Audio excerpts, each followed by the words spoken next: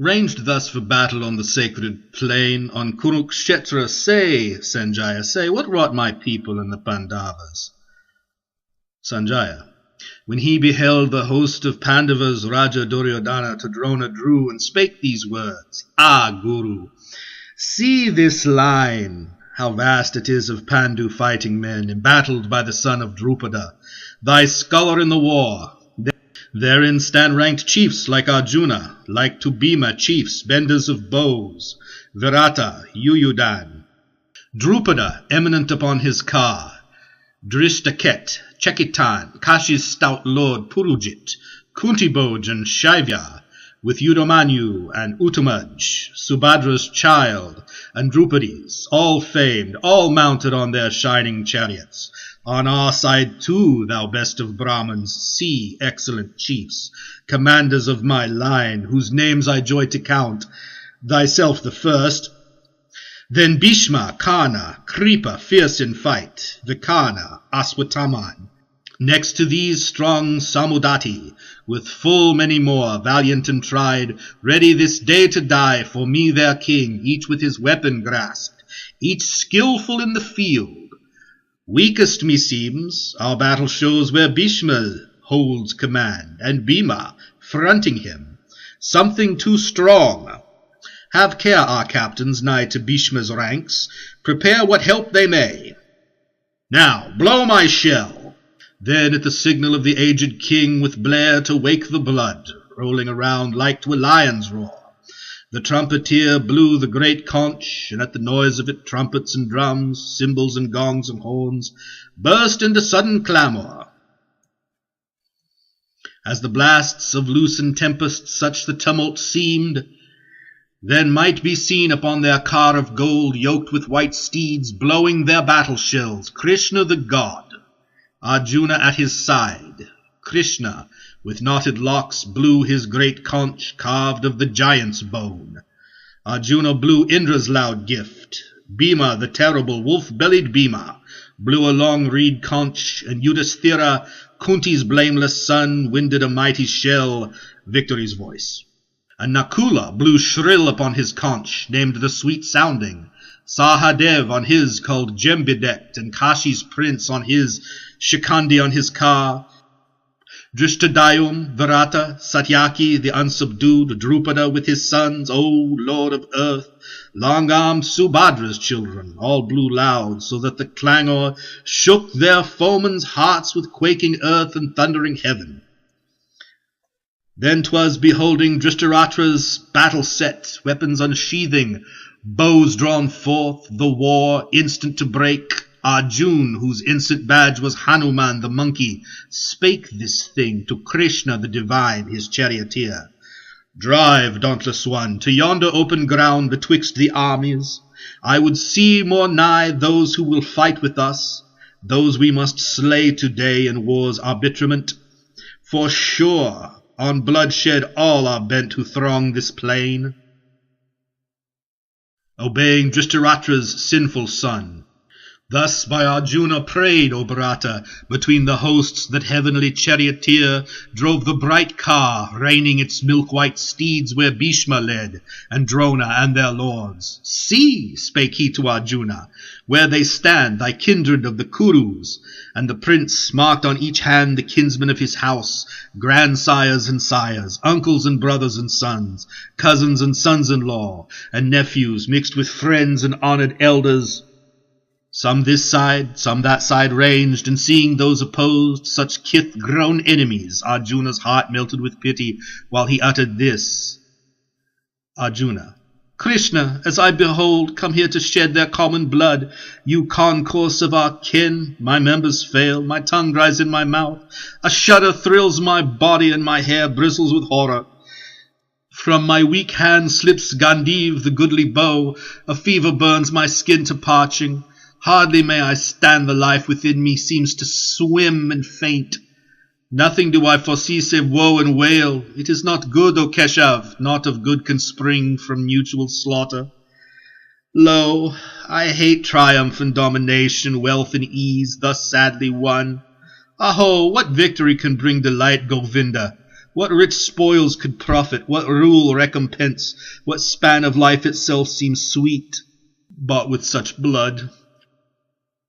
Seeing that these stand here, ready to die, for whose sake life was fair and pleasure pleased, and power grew precious, grandsires, sires and sons, brothers and fathers-in-law, and sons-in-law, elders and friends, shall I deal death on these, even though they seek to slay us? Not one blow, O Madhusudan, will I strike to gain the rule of all three worlds. Then how much less to seize an earthly kingdom? Killing these must breed but anguish, Krishna. If they be guilty, we shall grow guilty by their deaths. Their sins will light on us. If we shall slay those sons of Dhritarashtra and our kin, what peace could come of that, O Madhava? For if indeed, blinded by lust and wrath, these cannot see or will not see the sin of kingly lions o'erthrown and kinsmen slain, how should not we who see shun such a crime, we who perceive the guilt and feel the shame, O thou delight of men, Janardana? By overthrow of houses perisheth their sweet continuous household piety, and, rights neglected, piety extinct. Enters impiety upon that home. Its women grow unwomaned, whence there spring mad passions and the mingling up of castes, sending a hellward road, that family, and whoso wrought its doom by wicked wrath, nay, and the souls of onward ancestors fall from their place of peace, being bereft of funeral cakes and the wan death water. So teach our holy hymns. Thus if we slay kinsfolk and friends for love of earthly power, ahovat, what an evil fault it were! Better I deem it if my kinsmen strike to face them weaponless and bare my breast to shaft and spear than answer blow with blow. So speaking in the face of those two hosts, Arjuna sank upon his chariot seat and let fall bow and arrows sick at heart. Here endeth chapter 1 of the Bhagavad Gita, entitled The Book of the Distress of Arjuna.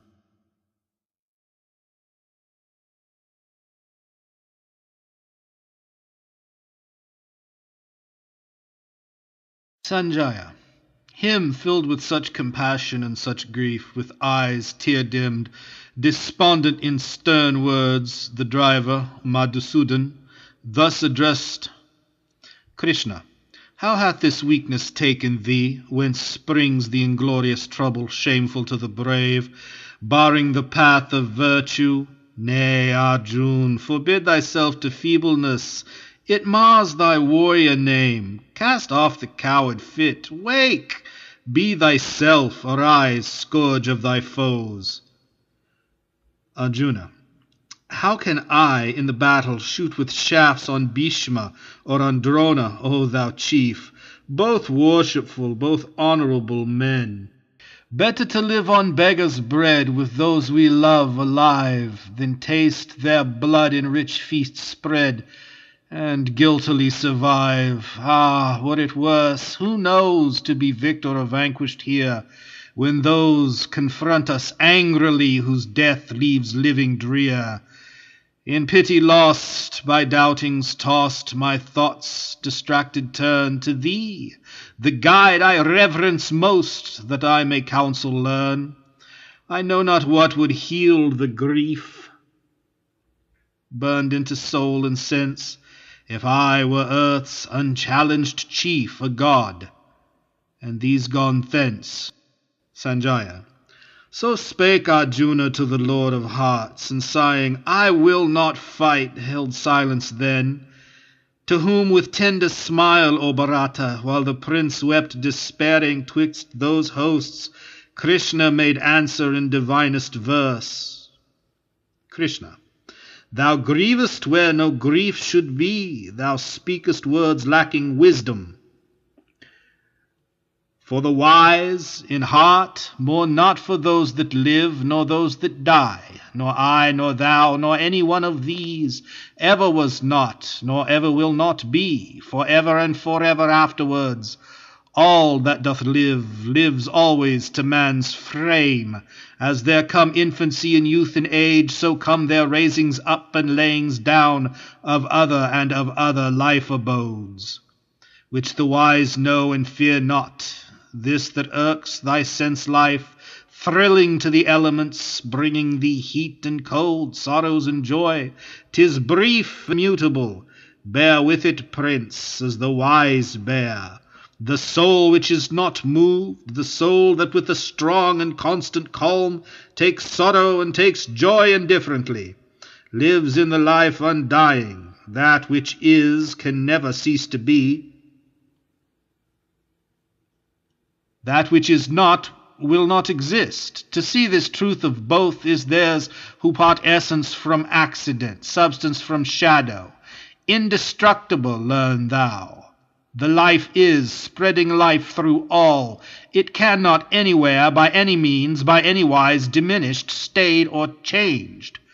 But for these fleeting frames which it informs with spirit deathless, endless, infinite, they perish. Let them perish, prince, and fight.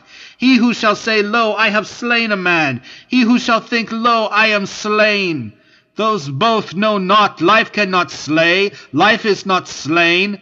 Never the spirit was born. The spirit shall cease to be never. Never was time, it was not. End and beginning are dreams. Birthless and deathless and changeless remaineth the spirit forever. Death hath not touched it at all, dead though the house of it seems. Who soweth it exhaustless? Self-sustained, immortal, indestructible, shall such say, I have killed a man, or cause to kill?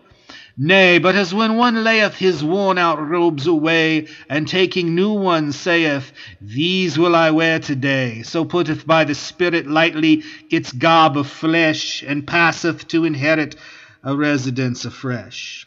I say to thee, weapons reach not the life, flame burns it not, waters cannot o'erwhelm, nor dry winds wither it, impenetrable, unentered, unassailed, unharmed, untouched, immortal, all arriving, stable, sure, invisible, ineffable, by word and thought uncompassed. Ever all itself, this is the soul declared. How wilt thou then, knowing it so, grieve when thou shouldst not grieve? How if thou hearest that the man new dead is like the man new born, still living man? One same existent spirit, wilt thou weep? The end of birth is death, the end of death is birth. This is ordained, and mournest thou, chief of the stalwart arm? For what befalls which could not otherwise befall? The birth of living things comes unperceived, the death comes unperceived. Between them beings perceive. What is there sorrowful herein, dear prince? Wonderful, wistful to contemplate, difficult, doubtful to speak upon, strange and great for tongue to relate, mystical hearing for every one. Nor wotteth man this, what a marvel it is when seeing and saying and hearing are done. This life within all living things, my prince, hides beyond harm. Scorn thou to suffer then for that which cannot suffer. Do thy part. Be mindful of thy name, and tremble not. Not better can betide a martial soul than lawful war. Happy the warrior to whom comes joy of battle, comes as now, glorious and fair, unsought, opening for him a gateway unto heaven. But if thou shunst this honorable field, a Kshatriya, if, knowing thy duty and thy task, thou bidst duty and task go by, that shall be sin. And those to come shall speak thee infamy from age to age, but infamy is worse for men of noble blood to bear than death. The chiefs upon their battle chariots will deem 'twas fear that drove thee from the fray. Of those who held thee mighty-souled, the scorn thou must abide, while all thine enemies will scatter bitter speech of thee, to mock the valor which thou hadst. What fate could fall more grievously than this? Either being killed thou wilt win Svarga's safety, or alive and victor thou wilt reign an earthly king. Therefore arise, thou son of Kunti, brace thine arm for conflict, nerve thy heart to meet, as things alike to thee, pleasure or pain, profit or ruin, victory or defeat. So minded, gird thee to the fight, for so thou shalt not sin. Thus far I speak to thee as from the Sankhya, unspiritually. Hear now the deeper teaching of the Yog, which holding understanding thou shalt burst the karma bond, the bondage of wrought deeds. Here shall no end be hindered, no hope marred, no loss be feared. Faith, yea, a little faith shall save thee from the anguish of thy dread. Here, glory of the Kurus, shines one rule, one steadfast rule, while shifting souls have laws. Many and hard, specious, but wrongful deem the speech of those ill-taught ones who extol the letter of their Vedas, saying, this is all we have or need, being weak at heart with wants, seekers of heaven, which comes, they say, as fruit of good deeds done, promising men much profit in new births for works of faith, in various rites abounding, following whereon large merit shall accrue towards the wealth and power. Albeit, who wealth and power do most desire, least fixity of soul have such, least hold on heavenly meditation. Much these teach from Veds concerning the three qualities, but thou be free of the three qualities. Free of the pairs of opposites, and free from that sad righteousness which calculates self-ruled. Arjuna, simple, satisfied, look, like as when a tank pours water forth to suit all needs, so do these Brahmins draw text for all wants from tank of holy writ. But thou want not, ask not, find full reward of doing right and right. Let right deeds be thy motive, not the fruit which comes from them.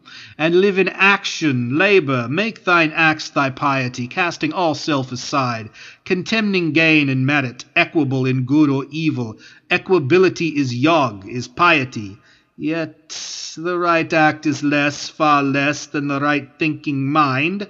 Seek refuge in thy soul, have there thy heaven. Scorn them that follow virtue for her gifts, the mind of pure devotion. Even here, cast equally aside good deeds and bad. Passing above them, unto pure devotion, devote thyself with perfect meditation, comes perfect act, and the right-hearted rise, more certainly because they seek no gain, forth from the bands of body, step by step, to higher seats of bliss.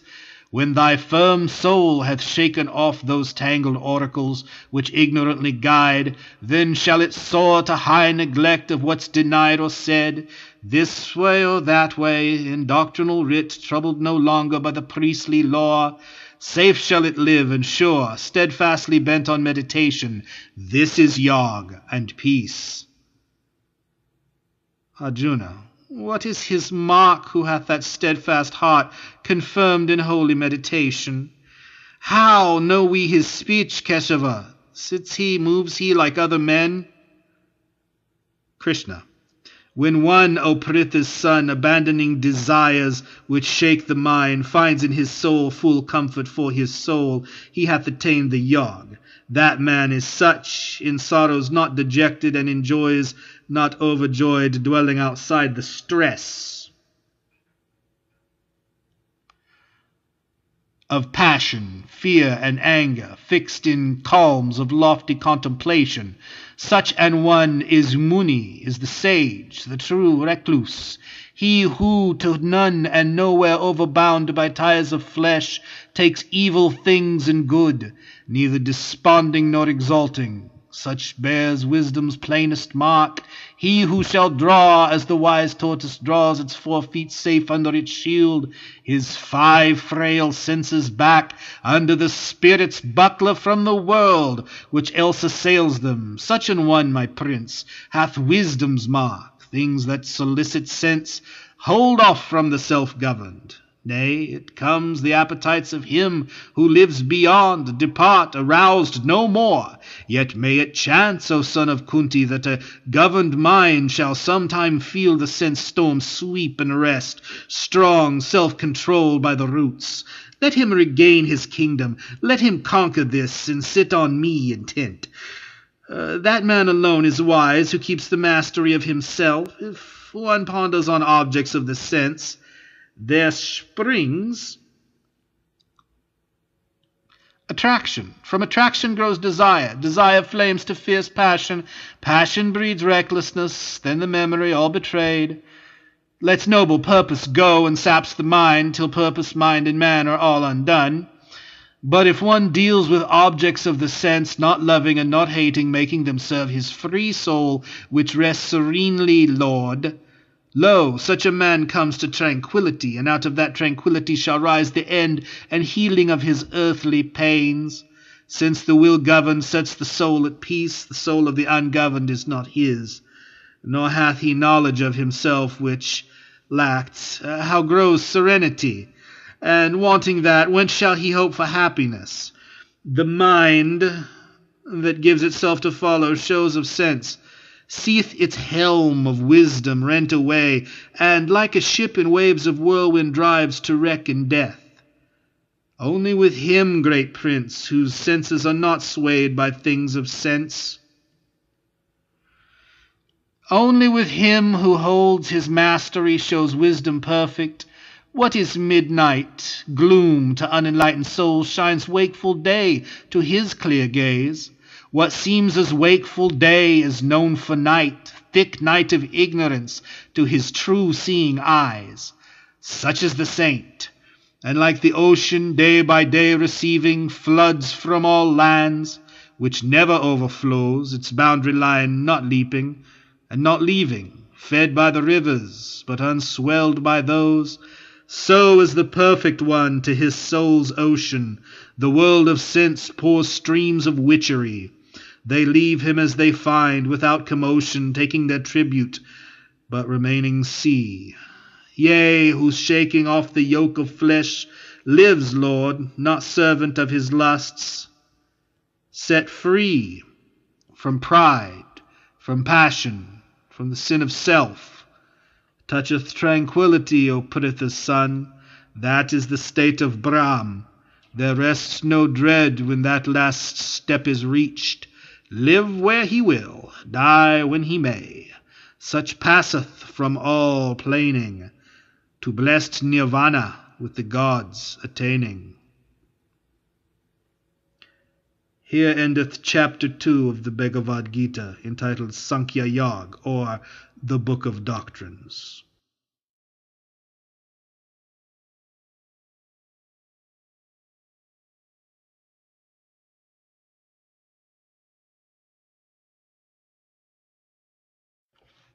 Okay. Arjuna, thou whom all mortals praise, Janardana, if meditation be a nobler thing than action, wherefore then, great Keshava, dost thou impale me to this dreadful fight?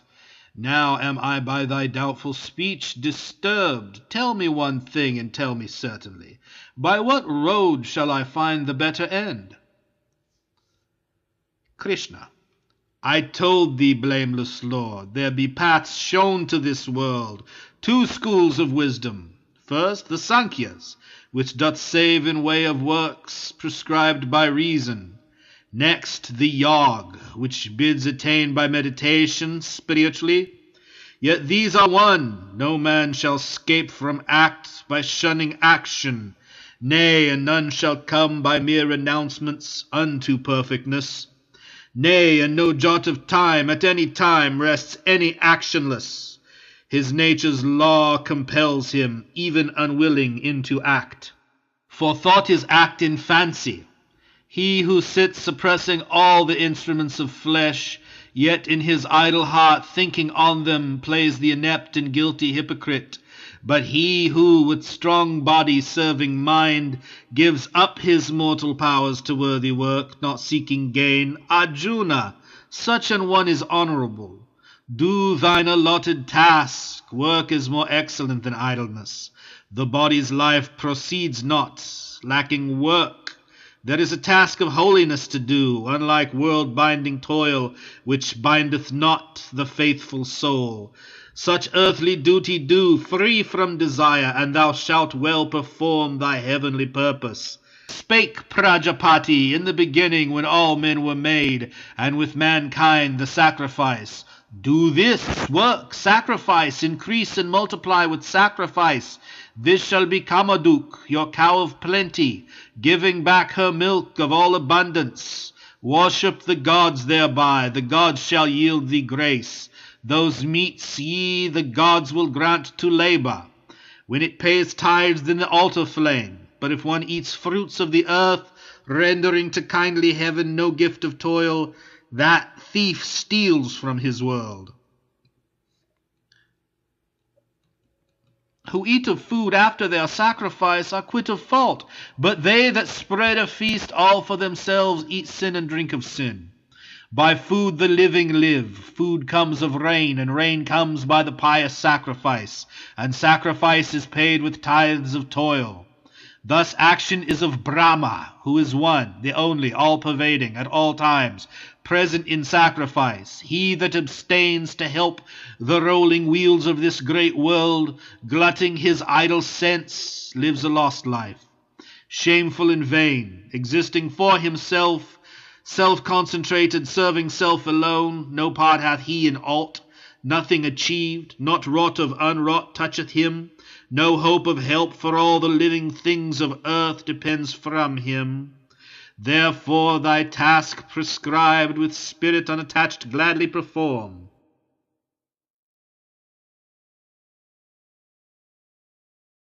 Since in performance of plain duty man mounts to his highest bliss, by works alone Janak and ancient saints reached blessedness. Moreover, for the upholding of thy kind, action thou shouldst embrace. What the wise choose, the unwise people take. What best men do, the multitude will follow. Look on me, thou son of Pritha. In the 3 wide worlds I am not bound to any toil. No height awaits to scale, no gift remains to gain. Yet I act here, and if I acted not, earnest and watchful, those that look to me for guidance, sinking back to sloth again because I slumbered, would decline from good, and I should break earth's order and commit her offspring unto ruin, Bharata. Even as the unknowing toil, wedded to sense, so let the enlightened toil, sense freed, but set to bring the world deliverance and its bliss, not sowing in those simple busy hearts seed of despair. Yea, let each play his part in all he find to do with unyoked soul. All things are everywhere by nature wrought in interaction of the qualities. The fool, cheated by self, thinks, this I did, and that I wrought. But thou strong-armed prince, a better lessoned mind, knowing the play of visible things within the world of sense, and how the qualities must qualify, standeth aloof even from his acts. The untaught live mixed with them, knowing not nature's way, of highest aims unwitting, slow and dull. Those make thou not to stumble, having the light, but all thy dues discharging, for my sake, with meditation centered inwardly, seeking no profit, satisfied, serene, heedless of issue. Fight! They who shall keep my ordinance thus, the wise and willing hearts, have quittance from all issue of their acts. But those who disregard my ordinance, thinking they know naught, and fall to loss, confused and foolish, sooth the instructed one, doth of his kind, following what fits him most, and lower creatures of their kind in vain contending against the law. Needs must it be the objects of the sense will stir the sense to like and dislike, yet the enlightened man yields not to these, knowing them enemies. Finally, this is better, that one do his own task as he may, even though he fail, then take tasks not his own, though they seem good. To die performing duty is no ill, but who seeks other roads shall wander still. Arjuna. Yet tell me, teacher, by what force doth man go to his ill, unwilling, as if one pushed him that evil path? Krishna. Karma it is, passion it is, born of the darknesses which pusheth him. Mighty of appetite, sinful and strong is this, man's enemy.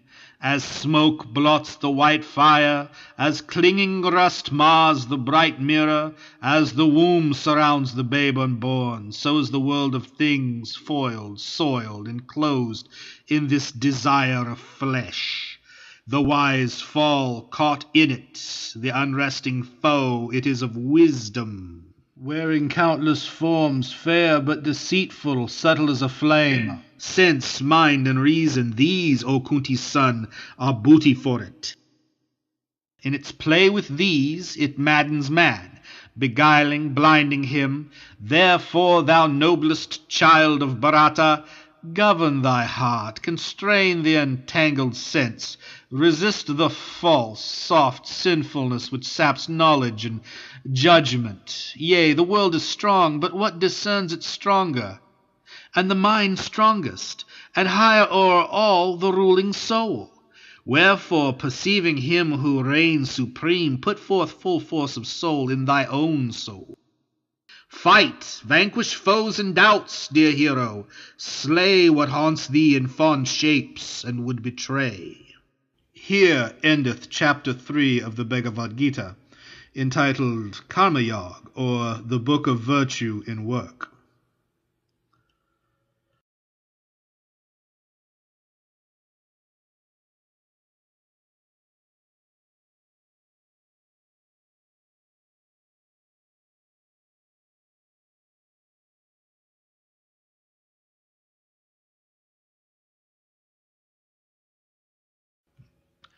Krishna.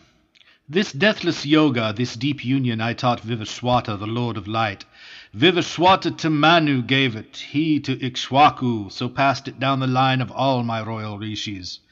Then with years the truth grew dim and perished, noble prince. Now once again to thee it is declared. This ancient law, this mystery supreme, seeing I find thee votary and friend. Arjuna. Thy birth, dear Lord, was in these later days, and bright Vivaswata's preceded time. How shall I comprehend this thing thou sayest? From the beginning it was I who taught?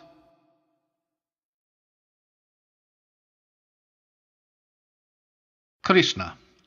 Manifold the renewals of my birth have been, Arjuna, and of thy births too. But mine I know, and thine thou knowest not, O slayer of thy foes. Albeit I be unborn, undying, indestructible, the Lord of all things living, not the less by Maya, by my magic which I stamp on floating nature forms, the primal vast, I come and go and come. When righteousness declines, O Bharata, when wickedness is strong, I rise from age to age and take visible shape, and move a man with men, succouring the good, thrusting the evil back, and setting virtue on her seat again. Who knows the truth touching my births on earth and my divine work, when he quits the flesh, puts on its load no more, falls no more down to earthly birth? To me he comes, dear prince. Many there be who come, from fear set free, from anger, from desire, keeping their hearts fixed upon me, my faithful, purified, by sacred flame of knowledge, such as these mix with my being. Whoso worship me, them I exalt, but all men everywhere shall fall into my path. Albeit those souls which seek reward for works make sacrifice now to the lower gods. I say to thee, here have they their reward. But I am he made the four castes, and portioned them a place after their qualities and gifts. Yea, I created the reposeful, I that live immortally, made all those mortal births, for works soil not my essence, being works wrought uninvolved. Who knows me acting thus unchained by action? Action binds not him. And so perceiving all those saints of old worked, seeking for deliverance, work thou, as in the days gone by thy fathers did. Thou sayest, perplexed, it hath been asked before by singers and by sages, what is act and what inaction? I will teach thee this, and knowing thou shalt learn which work doth save. Needs must one rightly meditate those three, doing, not doing, and undoing. Here, thorny and dark the path is. He who sees how action may be rest, rest action, he is wisest mid his kind. He hath the truth, he doeth well, acting or resting, freed in all his works from prickings of desire, burned clean in act by the white fire of truth. The wise call that man wise, and such an one, renouncing fruit of deeds, always content, always self-satisfying if he works, doth nothing that shall stain his separate soul, which, quit of fear and hope, subduing self, rejecting outward impulse, yielding up to body's need, nothing save body, dwells sinless amid all sin, with equal calm, taking what may befall, by grief unmoved, unmoved by joy, unenvyingly, the same in good and evil fortunes, nowise bound by bond of deeds, nay, but of such an one, whose crave is gone, whose soul is liberate, whose heart is set on truth, of such an one what work he does is work of sacrifice, which passeth purely into ash and smoke, consumed upon the altar. All's then God, the sacrifice is Brahm, the ghee and grain are Brahm, the fire is Brahm, the flesh it eats is Brahm, and unto Brahm attaineth he who in such office meditates on Brahm. Some votaries there be who serve the gods with flesh and altar smoke, but other some who, lighting subtler fires, make purer rite with will of worship. Of the which be they who, in white flame of continence, consume joys of the sense, delights of eye and ear, foregoing tender speech and sound of song, and they who, kindling fires with torch of truth, burn on a hidden altar stone the bliss of youth and love, renouncing happiness, and they who lay for offering there their wealth, their penance, meditation, piety, their steadfast reading of the scrolls, their lore painfully gained with long austerities, and they who, making silent sacrifice, draw in their breath to feed the flame of thought, and breathe it forth to waft the heart on high, governing the vintage of each entering air, lest one sigh pass which helpeth not the soul. And they who day by day, denying needs, lay life itself upon the altar flame, burning the body wan. Lo, all these keep the rite of offering, as if they slew victims, and all thereby efface much sin. Yea, and who feed on the immortal food, left of such sacrifice to Brahma, pass to the unending. But for him that makes no sacrifice, he hath nor part nor lot, even in the present world. How should he share another, O thou glory of thy line? In sight of Brahma all these offerings are spread and are accepted. Comprehend all that proceed by act, for knowing this thou shalt be quit of doubt. The sacrifice which knowledge pays is better than great gifts offered by wealth, since gifts' worth, O my prince, lies in the mind which gives, the will that serves. And these are gained by reverence, by strong search, by humble heed of those who see the truth and teach it. Knowing truth, thy heart no more will ache with error, for the truth shall show all things subdued to thee, as thou to me. Moreover, son of Pandu, wert thou worst of all wrongdoers, this fair ship of truth should bear thee safe and dry across the sea of the transgressions, as the kindled flame feeds on the fuel till it sinks to ash. So unto ash, Arjuna, unto naught, the flame of knowledge wastes works dross away. There is no purifier like thereto in all this world, and he who seeketh it shall find it. Being grown perfect, in himself believing, he receives it when the soul masters itself and cleaves to truth and comes possessing knowledge. to the higher peace, the uttermost repose. But those untaught and those without full faith and those who fear are shent. No peace is here, or otherwhere, no hope, nor happiness for whoso doubts. He that, being self-contained, hath vanquished doubt, disparting self from service, soul from works, enlightened and emancipate my prince, works fetter him no more. Cut then a twain with sword of wisdom, son of Bharata. This doubt that binds thy heart beats, cleave the bond born of thy ignorance. Be bold and wise, give thyself to the field with me. Arise! Here endeth chapter 4 of the Bhagavad Gita, entitled Jnana-yog, or the Book of the Religion of Knowledge.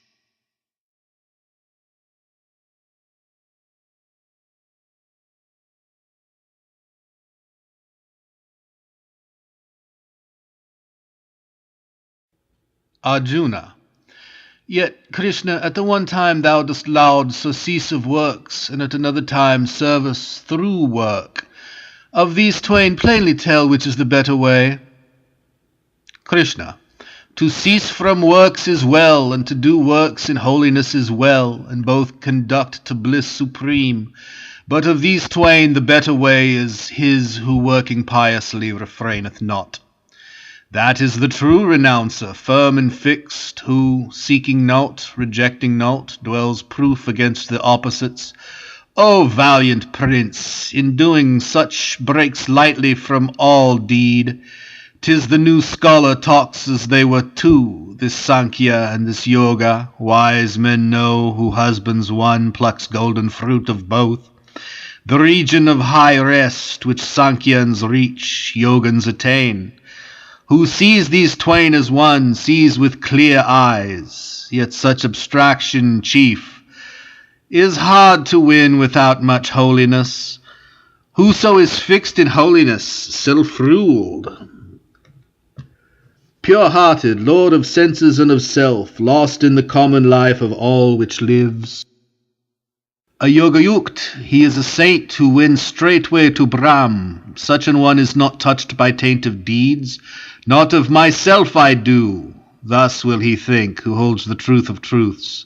In seeing, hearing, touching, smelling, when he eats or goes or breathes, slumbers or talks, holds fast or loosens, opes his eyes or shuts, always assured, this is the sense world plays with senses. He that acts in thought of Brahm, detaching end from act, with act content, the world of sense can no more stain his soul than waters mar the enamelled lotus leaf. With life, with heart, with mind, nay, with the help of all five senses, letting selfhood go, yogans toil ever towards their souls' release.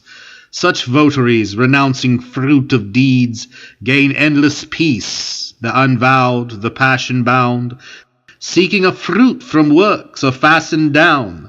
The embodied sage, withdrawn within his soul at every axe, sits godlike in the town which hath 9 gateways, neither doing aught, nor causing any deed. This world's lord makes neither the work, nor passion for the work, nor lust for fruit of work. The man's own self pushes to these. The master of this world takes on himself the good or evil deeds of no man, dwelling beyond. Mankind errs here by folly, darkening knowledge, but for whom that darkness of the soul is chased by light, splendid and clear shines manifest the truth, as if a sun of wisdom sprang to shed its beams of dawn. Him meditating still, him seeking, with him blended, stayed on him, the souls illuminated take that road which hath no turning back, their sins flung off by strength of faith. Who will may have this light, who hath it sees. To him who wisely sees the Brahman with his scrolls and sanctities, the cow, the elephant, the unclean dog, the outcast gorging dogs' meat, are all one. The world is overcome, aye, even here, by such as fix their faith on unity. The sinless Brahma dwells in unity, and they in Brahma, Be not over glad attaining joy, and be not over sad encountering grief, but stayed on Brahma still, constant let each abide. The sage whose soul holds off from outer contacts, in himself finds bliss, to Brahma joined by piety. His spirit tastes eternal peace. The joys springing from sense life are but quickening wombs, which breed sure griefs. Those joys begin and end. The wise mind takes no pleasure, Kunti's son, in such as those. But if a man shall learn, even while he lives and bears his body's chain, to master lust and anger, he is blessed. He is the yukta. He hath happiness, contentment, light within his life is merged in Brahma's life. He doth nirvana touch. Thus go the rishis unto rest, who dwell with sins effaced, with doubts at end, with hearts governed and calm. Glad in all good they live, nigh to the peace of God, and all those live who pass their days exempt from greed and wrath, subduing self and senses, knowing the soul. The saint who shuts outside his placid soul all touch of sense, letting no contact through, whose quiet eyes gaze straight from fixed brows, whose outward breath and inward breath are drawn equal and slow through nostrils still and close, that one with organs, heart, and mind constrained, bent on deliverance, having put away passion and fear and rage, hath even now obtained deliverance, ever and ever freed. Yea, for he knows me who am he that heeds the sacrifice and worship, God revealed, and he who heeds not, being Lord of worlds, lover of all that lives, God unrevealed, wherein who shall find surety and shield. Here ended chapter 5 of the Bhagavad Gita, entitled The Book of Religion by Renouncing Fruit of Works.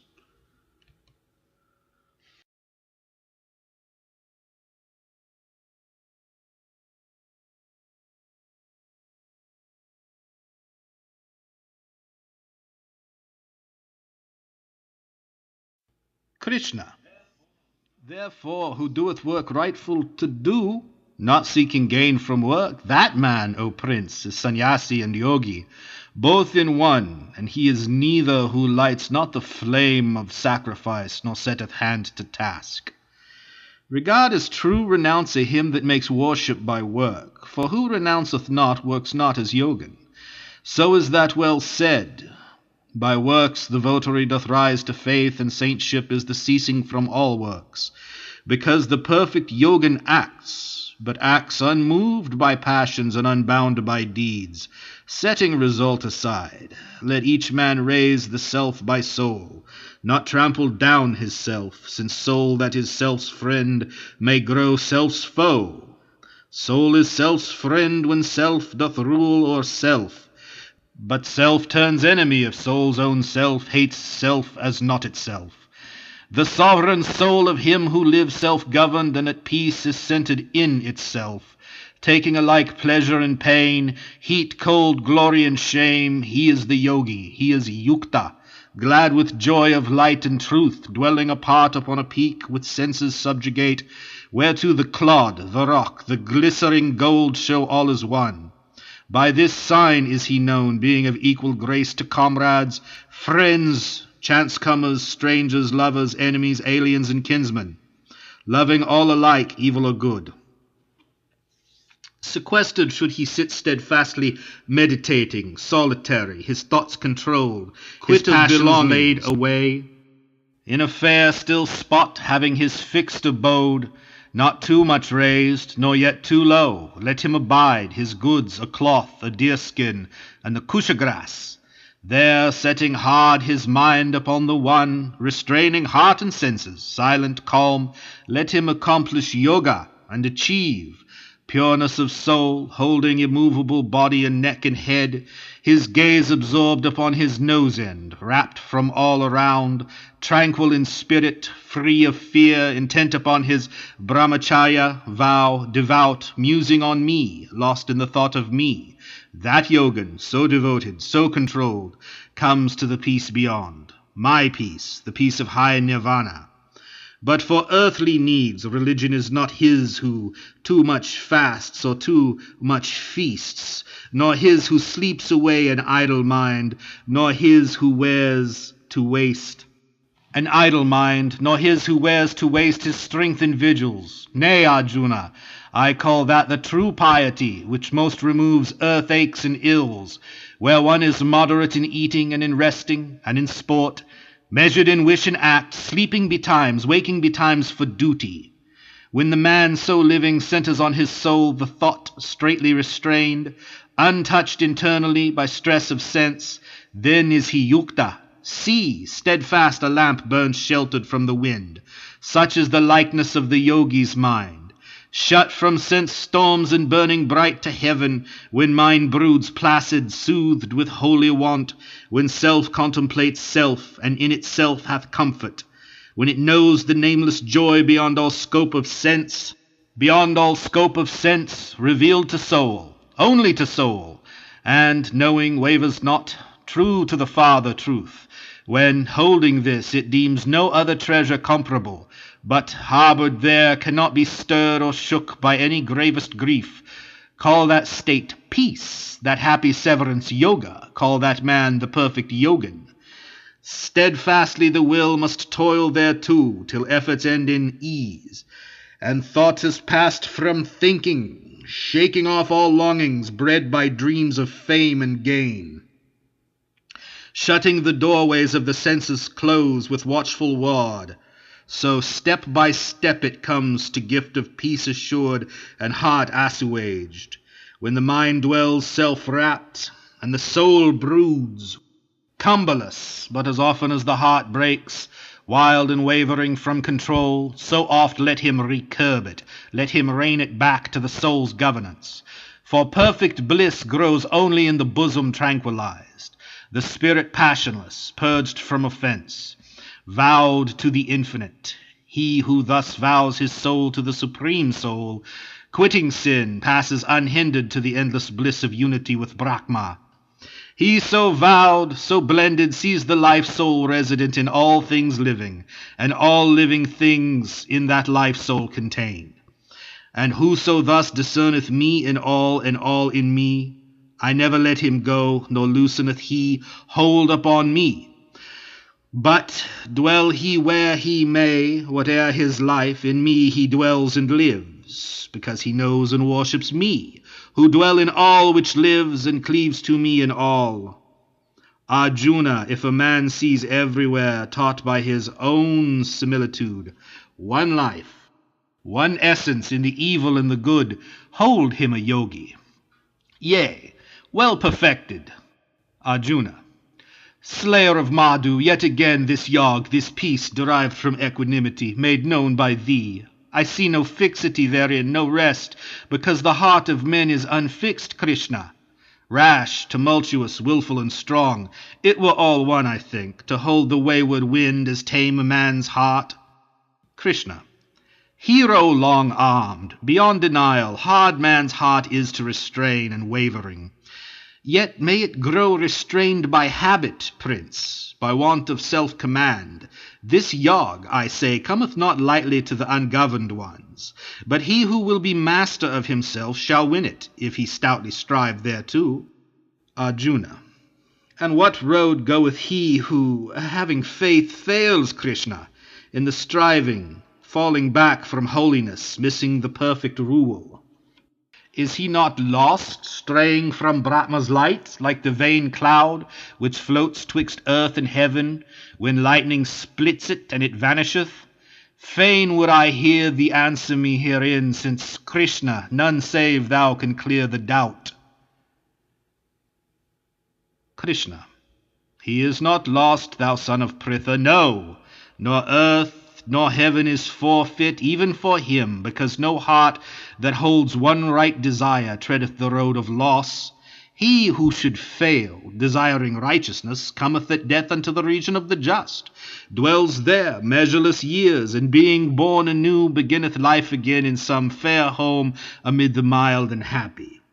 It may chance he doth descend into a yogan house on virtue's breast, But that is rare. Such birth is hard to be obtained on this earth, chief.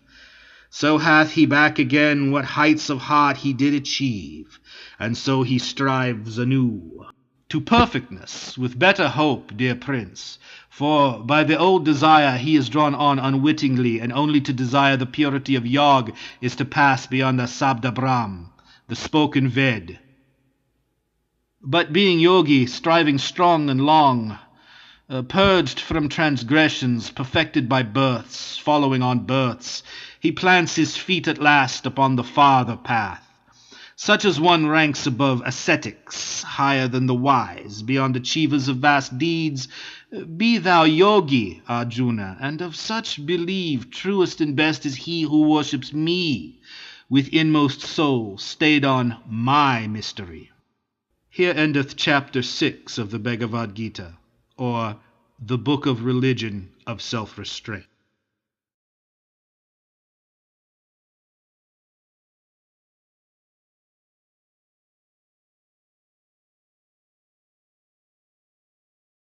Krishna, learn now, dear prince, how, if thy soul be set ever on me, still exercising Yog, still making me thy refuge, thou shalt come most surely unto perfect hold of me.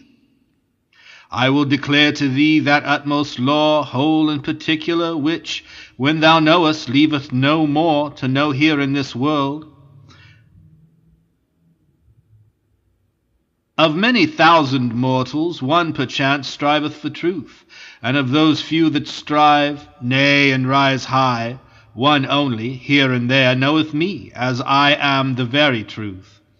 Earth, water, flame, air, ether, life and mind, and individuality, those 8 make up the showing of me manifest. These be my lower nature, learn the higher, whereby thou valiant one, this universe is by its principle of life produced, whereby the worlds of visible things are born, as from a yoni. Know, I am that womb, I make and I unmake this universe. Than me there is no other master, prince, no other maker. All these hang on me, as hangs a row of pearls upon its string.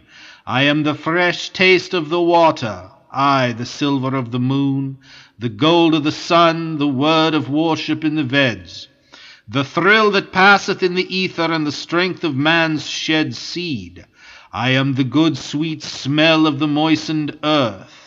I am the fire's red light, the vital air moving in all which moves, the holiness of hallowed souls, the root undying, whence hath sprung whatever is, the wisdom of the wise, the intellect of the informed, the greatness of the great, the splendor of the splendid, Kunti's son. These am I, free from passion and desire. Yet am I right desire in all who yearn, chief of the Bharatas, for all those moods, soothfast or passionate or ignorant, which nature frames, deduce from me, but all are merged in me, not I in them. The world, deceived by those 3 qualities of being, wotteth not me who am outside them all, above them all eternal. Hard it is to pierce that veil divine of various shows which hideth me, yet they who worship me pierce it and pass beyond.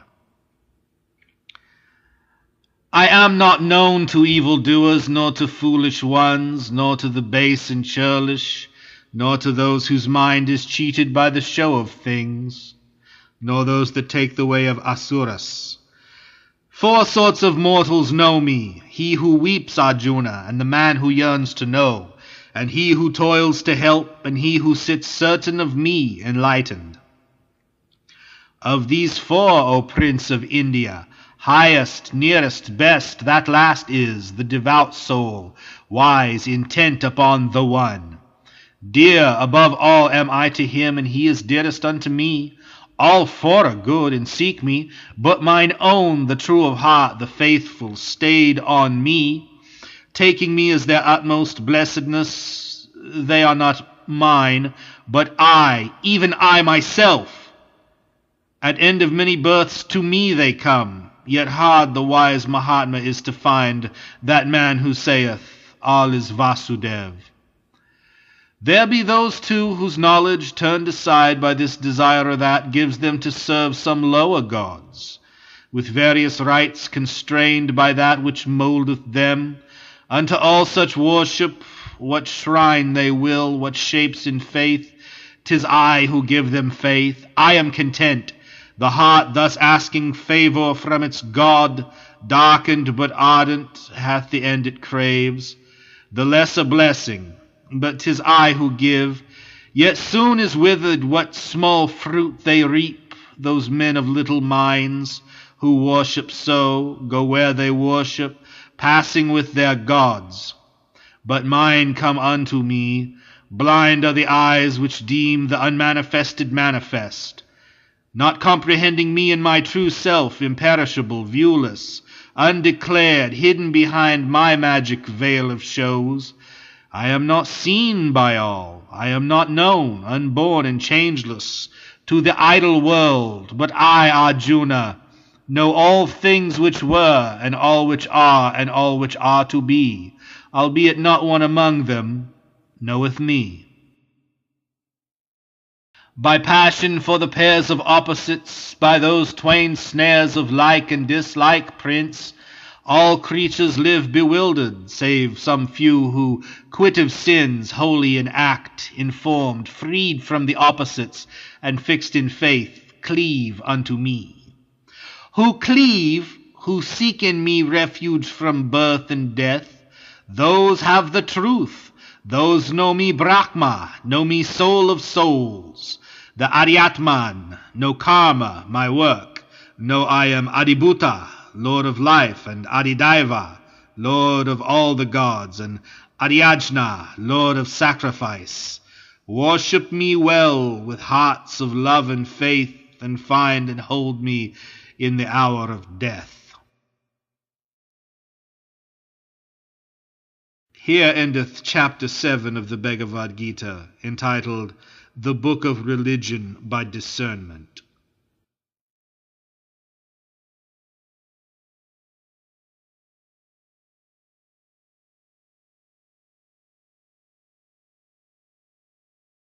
Arjuna, who is that Brahma? What that soul of souls, the Aryatman? What thou best of all thy work, the karma? Tell me what it is thou namest Adibhuta. What again means Adidaiva? Yea, and how it comes thou canst to be Aryajna in thy flesh, slayer of Madhu. Further, make me know how good men find thee in the hour of death. Krishna. I, Brahma, am the one eternal God, and Aryatman is my being's name, the soul of souls. What goeth forth from me, causing all life to live, is karma called. And manifested in divided forms, I am the Adibhuta, Lord of lives, and Adidaiva, Lord of all the gods, because I am Purusha, who begets, and Aryajna, Lord of sacrifice. I, speaking with thee in this body here, am thou embodied one. For all the shrines flame unto me. And at the hour of death, he that hath meditated me alone, in putting off his flesh, comes forth to me, enters into my being, doubt thou not. But if he meditated otherwise, at hour of death, in putting off the flesh, he goes to what he looked for, Kunti's son, because the soul is fashioned to its like. Have me then in thy heart always, and fight. Thou too, when heart and mind are fixed on me, shalt surely come to me, all come who cleave with never-wavering will of firmest faith, owning none other gods, all come to me, the uttermost, Purusha, holiest. Whoso hath known me, Lord of sage and singer, ancient of days, of all the three worlds stay, boundless, but unto every atom bringer of that which quickens it, whoso, I say, hath known my form, which passeth mortal knowing, seen my effulgence, which no eye hath seen, than the sun's burning gold more brightly glowing, dispersing darkness, unto him hath been right life, and in the hour when life is ending, with mind set fast in trustful piety, drawing still breath beneath calm brows unbending, in happy peace that faithful one doth die. In glad peace passeth to Purusha's heaven, the place which they who read the Vedas name Aksharam, ultimate, whereto have striven saints and ascetics.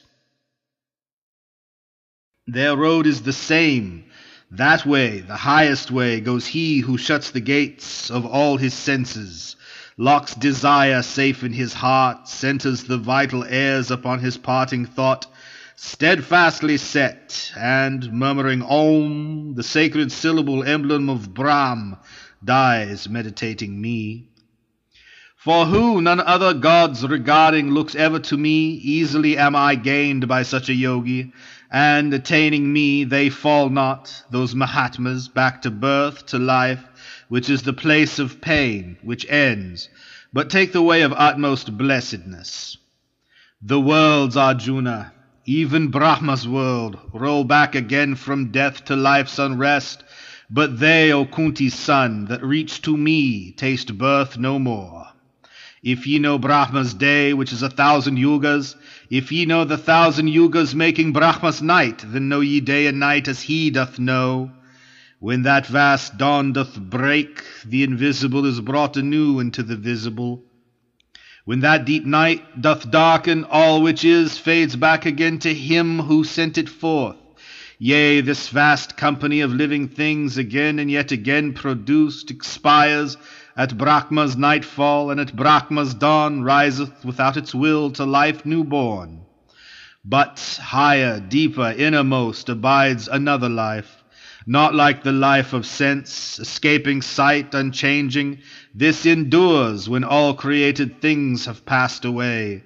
This is that life named the unmanifest, the infinite, the all, the uttermost, thither arriving none return. That life is mine, and I am there, and prince by faith, which wanders not, there is a way to come thither. I, the Purusha, I, who spread the universe around me, in whom dwell all living things, may so be reached and seen. Richer than holy fruit on Vedas growing, greater than gifts, better than prayer or fast. Such wisdom is, the yogi, this way knowing, comes to the utmost perfect peace at last. Here endeth chapter 8 of the Bhagavad Gita, entitled The Book of Religion by Devotion to the One Supreme God.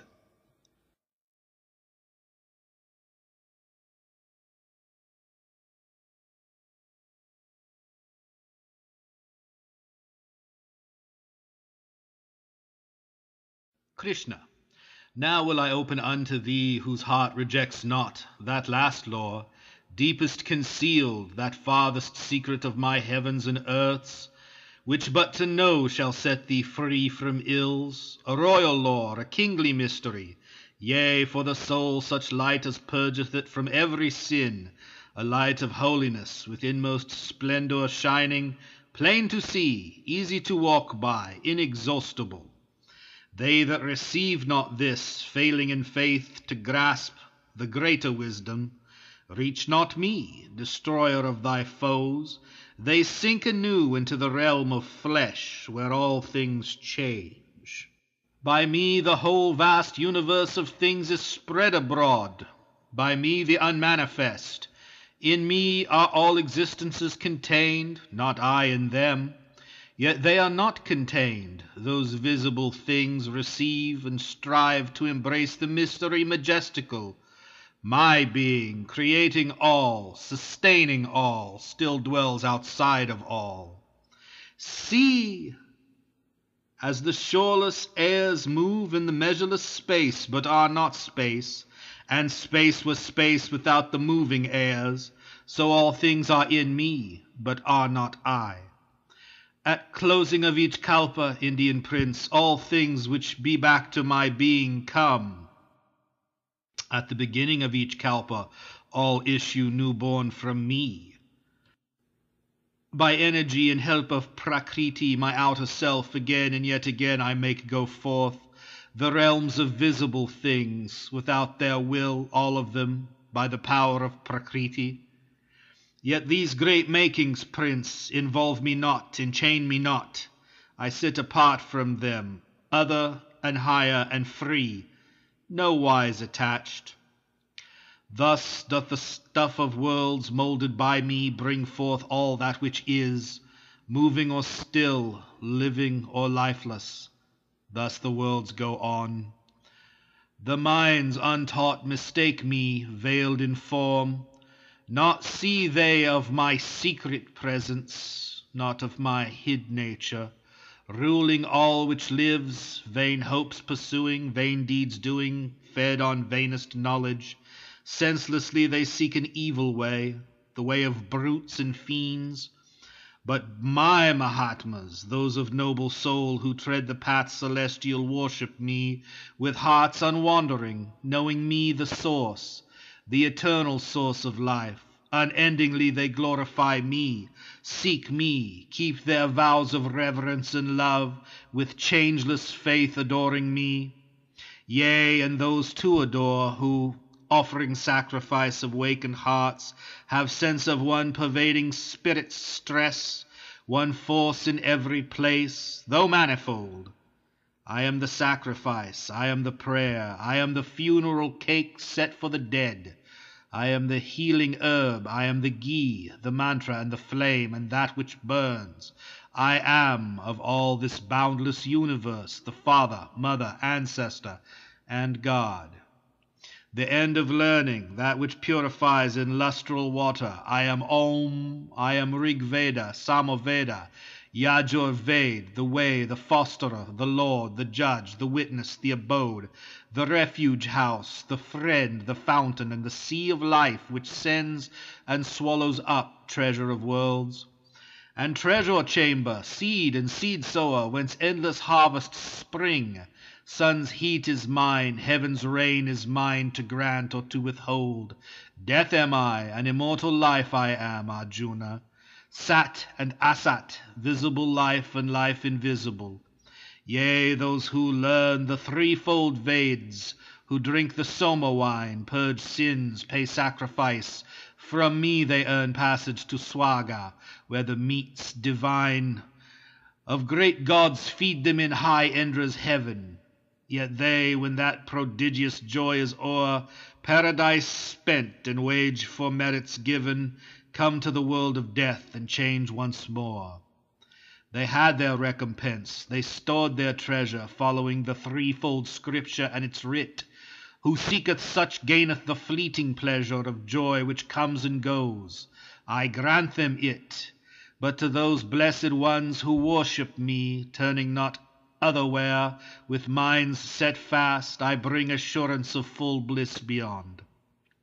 Nay, and of hearts which follow other gods in simple faith, their prayers arise to me, O Kunti's son, though they pray wrongfully, for I am the receiver and the Lord of every sacrifice, which these know not rightfully, so they fall to earth again. Who follow gods go to their gods, who vow their souls to Pitris go to Pitris, minds to evil boots given o'er sink to the boots, and whoso loveth me cometh to me. Whoso shall offer me in faith and love a leaf, a flower, a fruit, water poured forth, that offering I accept, lovingly made with pious will. Whate'er thou doest, Prince, eating or sacrificing, giving gifts, praying or fasting, let it all be done for me, as mine. So shalt thou free thyself from karma band, the chain which holdeth men to good and evil issue. So shalt come safe unto me, when thou art quit of flesh, by faith and abdication joined to me. I am alike for all. I know not hate, I know not favor. What is made is mine. But them that worship me with love I love. They are in me, and I in them. Nay, Prince, if one of evil life turn in his thoughts straightly to me, count him amidst the good. He hath the high way chosen. He shall grow righteous ere long. He shall attain that peace which changes not. Thou Prince of India, be certain none can perish, trusting me. O Pritha's son, whoso will turn to me, though they be born from the very womb of sin, woman or man, sprung of the Vasya caste, or lowly disregarded Sudra, all plant foot upon the highest path. How then the holy Brahmins and my royal saints? Ah, ye who into this ill world are come fleeting and false, set your faith fast on me, fix heart and thought on me, adore me, bring offerings to me, make me prostrations, make me your supremest joy, and undivided unto my rest your spirits shall be guided. Here endeth chapter 9 of the Bhagavad Gita, or the Book of Religion by the Kingly Knowledge and the Kingly Mystery.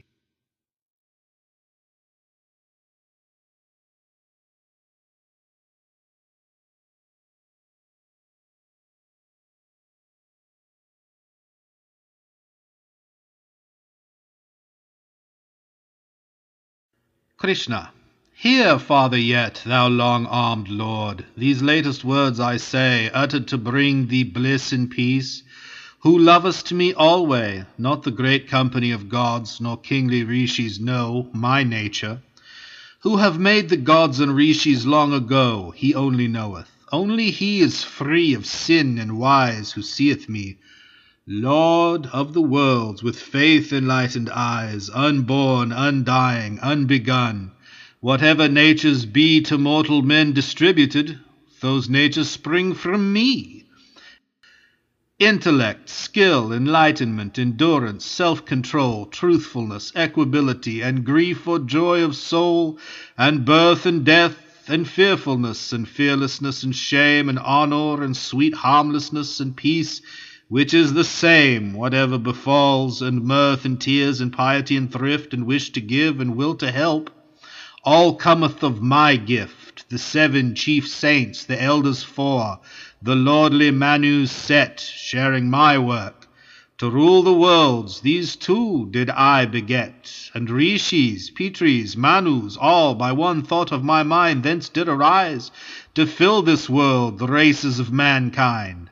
Wherefrom who comprehends my reign of mystic majesty, that truth of truths is thenceforth linked in faultless faith to me.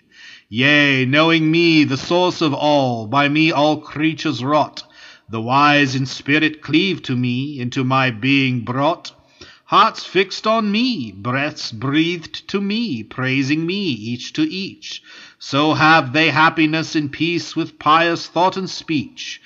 And unto these, thus serving well, thus loving ceaselessly, I give a mind of perfect mood, whereby they draw to me, and all for love of them within their darkened souls I dwell, and with bright rays of wisdom's lamp their ignorance dispel. Arjuna. Yes, thou art Parabrahm, the high abode, the great purification. Thou art God eternal, all-creating, holy, first, without beginning, Lord of lords and gods, declared by all the saints, by Narada, Vyasa, Asita, and Devalas, and hear thyself declaring unto me what thou hast, declared by all the saints, by Narada, Vyasa, Asita, and Devalas, and hear thyself declaring unto me what thou hast said now know I to be truth, O Keshava, that neither gods nor men nor demons comprehend thy mystery made manifest. Divinest, thou thyself alone dost know, Maker supreme, Master of all the living, Lord of gods, King of the universe. To thee alone belongs to tell the heavenly excellence of those perfections wherewith thou dost fill these worlds of thine. Pervading, immanent, how shall I learn, supremest mystery, to know thee, though I muse continually? Under what form of thine unnumbered forms mayst thou be grasped? Ah, yet again recount clear and complete thy great appearances, the secrets of thy majesty and might. Thou high delight of men, never enough can mine ears drink the amrit of such words. Krishna. Hanta, so be it, Kuru Prince. I will to thee unfold some portions of my majesty, whose powers are manifold. I am the spirit seated deep in every creature's heart. From me they come, by me they live, at my word they depart. Vishnu of the Adityas, I am those lords of light, Marichi of the Maruts, the kings of storm and blight. By day I gleam, the golden sun of burning cloudless noon. By night, amid the asterisms I glide, the dappled moon. Of Vedas I am Samaved, of gods in Indra's heaven. Vasava, of the faculties to living beings given, the mind which apprehends and thinks. Of Rudras, Sankara, of Yakshas and of Rakshasas. Vitesh and Pavaka, of Vasus, and of mountain peaks Meru. Vrihaspati, know me mid planetary powers, mid warriors heavenly Skanda, of all the water floods, the sea which drinketh each. And Brigu of the holy saints, and Om of sacred speech, of prayers the prayer ye whisper, of hills, Himila's snow, and Aswata, the fig tree, of all the trees that grow, of the Devarshis, Narada, and Trittarath, of them that sing in heaven, and Kapila of Munis, and the gem of flying steeds, Uchchaisravas, from Amrit wave, which burst, of elephants, Aravata, of males the best and first, of weapons, heaven's hot thunderbolt, of cows, white Kamaduk, from whose great milky udder teats all hearts' desires are strook. Vasuki of the serpent tribes, round Mandara entwined, and thousand-fanged Ananta, on whose broad coils reclined, leans Vishnu, and of water things Varuna, Aryam, of Pitris, and of those that judge, Yama the judge I am. Of Daityas, dread Pralada, of what meets days and years, time's self I am. Of woodland beasts, buffaloes, deers, and bears, the lordly painted tiger. Of birds the vast Garud, the whirlwind mid the winds, mid chiefs Rama, with blood imbrued. Meka mid fishes of the sea, and Ganges mid the streams. Yea, first and last, and center of all which is or seems, I am Arjuna. Wisdom supreme of what is wise, words on the uttering lips I am, and eyesight of the eyes, and A of written characters, Dwandwa of knitted speech, and endless life and boundless love whose power sustaineth each. And bitter death which seizes all, and joyous sudden birth which brings to light all beings that are to be on earth. And of the viewless virtues, fame, fortune, song am I, and memory, and patience, and craft, and constancy, of Vedic hymns, the Vrihatsam, of Mita's Gayatri, of months the Margasirsha, of all the seasons three, the flower-wreathed spring, in Dice's play the conquering double eight, the splendor of the splendid, and the greatness of the great, victory I am, and action, and the goodness of the good, and Vasudeva of Vrishni's race, and of this Pandu brood thyself. Yea, my Arjuna, thyself, for thou art mine, of poets Usana, of saints Vyasa, sage divine, the policy of conquerors, the potency of kings, the great unbroken silence in learning's secret things, the lore of all the learned, the seed of all which springs, living or lifeless, still or stirred. Whatever beings be, none of them is in all the worlds, but it exists by me. Nor tongue can tell, Arjuna, nor end of telling come of these my boundless glories, whereof I teach thee some. For wheresoe'er is wondrous work, and majesty and might, from me hath all proceeded. Receive thou this aright. Yet how shouldst thou receive, O Prince, the vastness of this word? I, who am all, and made it all, abide its separate Lord. Here endeth chapter 10 of the Bhagavad Gita, entitled The Book of Religion by the Heavenly Perfections.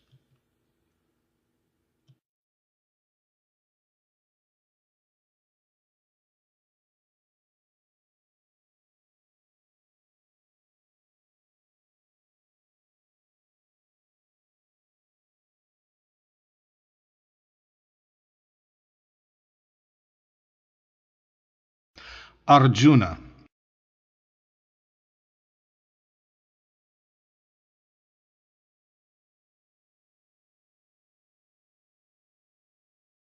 This for my soul's peace have I heard from thee, the unfolding of the mystery supreme, named Aryatman, comprehending which my darkness is dispelled. For now I know, O lotus-eyed, whence is the birth of men, and whence their death, and what the majesties of thine immortal rule. Fain would I see, as thou thyself declarest it, Sovereign Lord, the likeness of that glory of thy form wholly revealed, O thou divinest one. If this can be, if I may bear the sight, make thyself visible, Lord of all prayers, show me thy very self, the eternal God. Krishna. Gaze then, thou son of Pritha, I manifest for thee those 100,000 shapes that clothe my mystery. I show thee all my semblances, infinite, rich, divine, my changeful hues, my countless forms. See in this face of mine. Adityas, Vasus, Rudras, Aswins, and Maruts, see wonders unnumbered, Indian prince, revealed to none save thee. Behold, this is the universe. Look! What is live and dead I gather all in one, in me. Gaze as thy lips have said on God, eternal, very God. See me, what thou prayest. Thou canst not, nor with human eyes, Arjuna, ever mayest. Therefore I give thee sense divine. Have other eyes, new light, and look, this is my glory, unveiled to mortal sight. Sanjaya. Then, O king, to God so saying stood, to Pritha's son displaying all the splendor, wonder, dread of his vast almighty head. Out of countless eyes beholding, out of countless mouths commanding, countless mystic forms enfolding.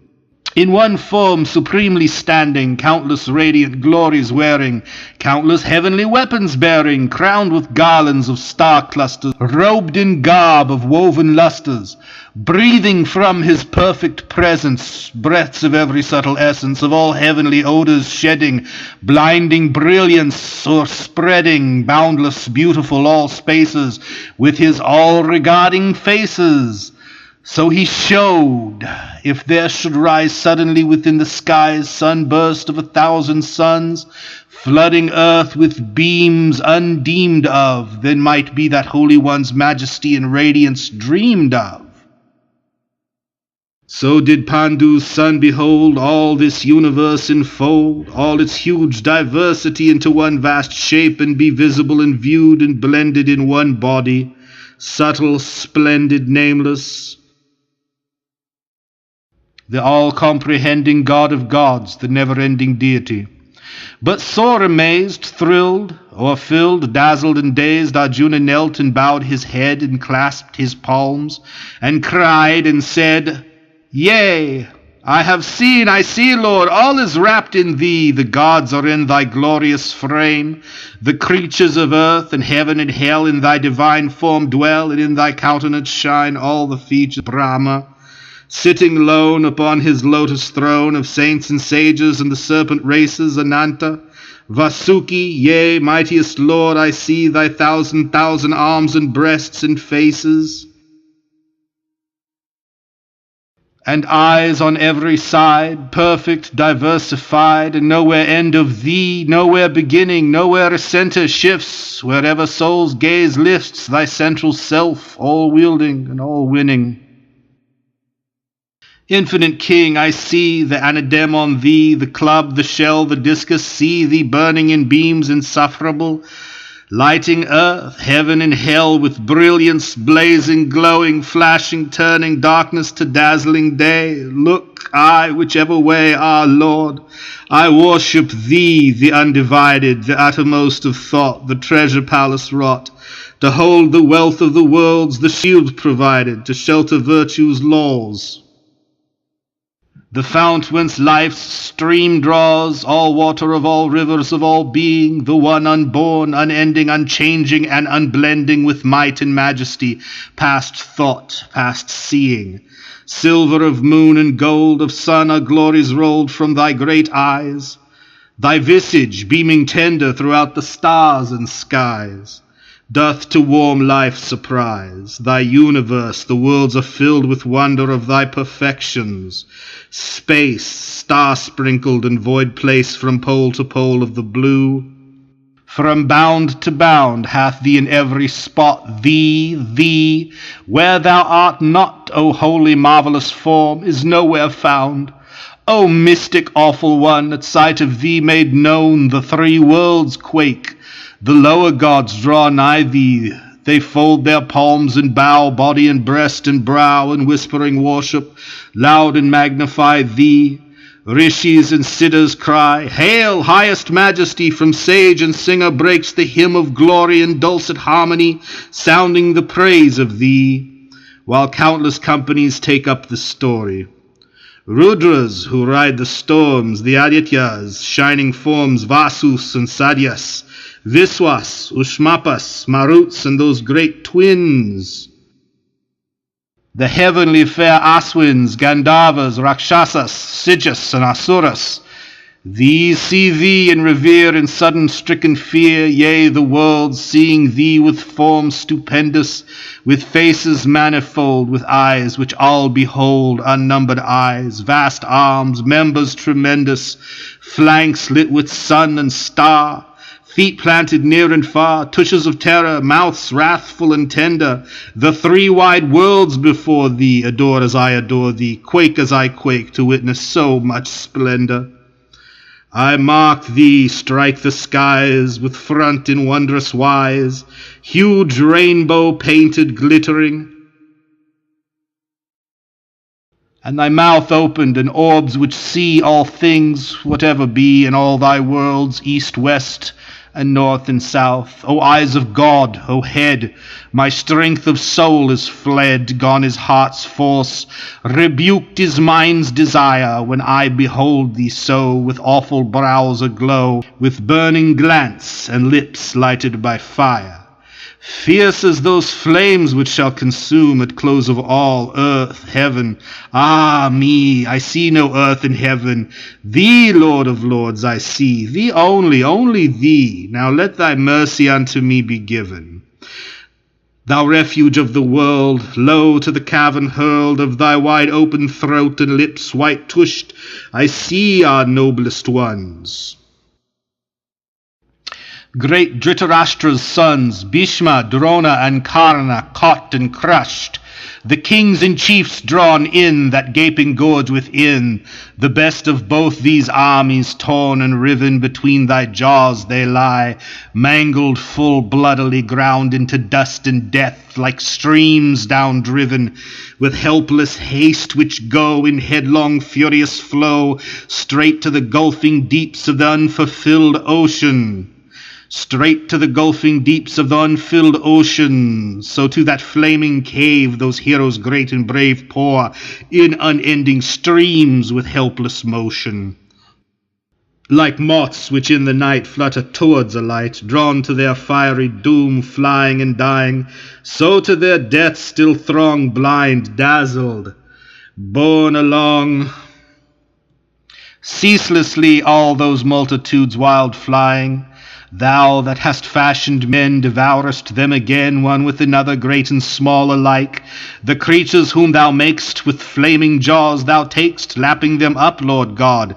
Thy terrors strike from end to end of earth, filling life full from birth to death with deadly burning lurid dread. Ah, Vishnu, make me know, what is thy visage so? Who art thou, feasting thus upon thy dead? Who, awful deity, I bow myself to thee. Namostu te, Devavara, proceed, O mightiest Lord.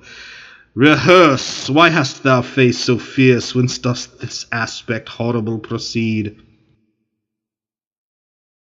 Krishna, Thou seest me as time who kills, time who brings all to doom, the slayer time, ancient of days, come hither to consume. Excepting thee, of all these hosts of hostile chiefs arrayed, there stands not one shall leave alive the battlefield.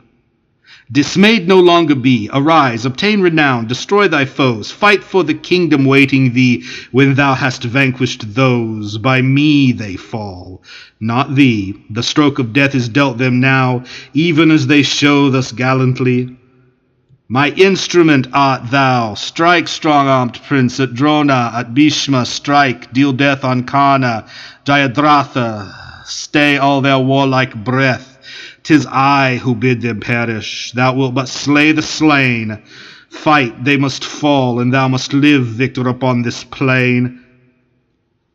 Sanjaya, hearing mighty Keshav's word, trembling that helmed lord clasped his lifted palms, and praying grace of Krishna, stood there saying, with bowed brow and accents broken, these words timorously spoken. Arjuna, worthily, Lord of might, the whole world hath delight in thy surpassing power, obeying thee. The Rakshasas in dread at sight of thee are sped to all four quarters, and the company of Sijas sound thy name. How should they not proclaim thy majesties, divinest, mightiest, thou Brahm, thou Brahma greater, thou infinite creator, thou God of gods, life's dwelling place and rest. Thou of all souls, the soul, the comprehending whole, of being formed and formless being the framer. O utmost one, O Lord, older than eld. Who stored the worlds with wealth of life, O treasure claimer?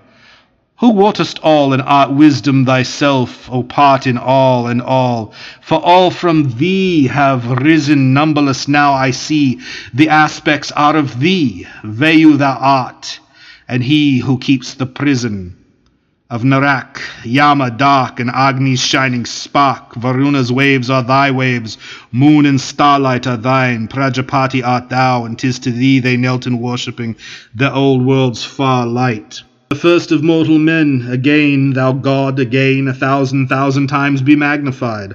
Honor and worship be, glory and praise to thee, Namo, Namast, cried on every side.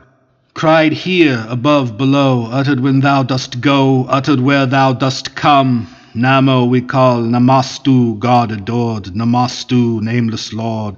Hail to thee, praise to thee, thou one in all, for thou art all, yea, thou, if in anger now thou shouldst remember I did think thee friend, speaking with easy speech as men used each to each, did call thee Krishna, prince, nor comprehend thy hidden majesty, the might, the awe of thee, did in my heedlessness or in my love, on journey or in jest, or when we lay at rest, sitting at council, straying in the grove, alone or in the throng, do thee most holy wrong. Alone or in the throng, do thee most holy wrong. Be thy grace granted for that witless sin, for thou art, now I know, Father of all below, of all above, of all the worlds within. Guru of gurus, more to reverence and adore than all which is adorable and high. How in the wide worlds three should any equal be, should any other share thy majesty? Therefore with body bent and reverent intent I praise and serve and seek thee, asking grace, as father to a son, as friend to friend, as one who loveth to his lover turn thy face. In gentleness on me, good is it I did see this unknown marvel of thy form, but fear mingles with joy. Retake, dear Lord, for pity's sake, thine earthly shape, which earthly eyes may bear. Be merciful and show the visage that I know. Let me regard thee, as of yore, arrayed with disk and forehead gem, with mace and anadim, thou that sustainest all things undismayed. Let me once more behold the form I loved of old, thou of the 1,000 arms and countless eyes. This frightened heart is fain to see restored again my charioteer in Krishna's kind disguise. Krishna, Yea, thou hast seen, Arjuna, because I loved thee well, the secret countenance of me, revealed by mystic spell, shining and wonderful and majestic manifold, which none save thou in all the years had favour to behold. For not by Vedas cometh this, nor sacrifice, nor alms, nor works well done, nor penance long, nor prayers, nor chanted psalms, that mortal eyes should bear to view the immortal soul unclad. Prince of the Kurus, this was kept for thee alone, be glad. Let no more trouble shake thy heart, because thine eyes have seen my terror with my glory. As I before have been, so will I be again for thee. With lightened heart behold, once more I am thy Krishna, the form thou knewest of old. Sanjaya. These words to Arjuna spake Vasudev, and straight did take back again the semblance dear of the well-loved charioteer.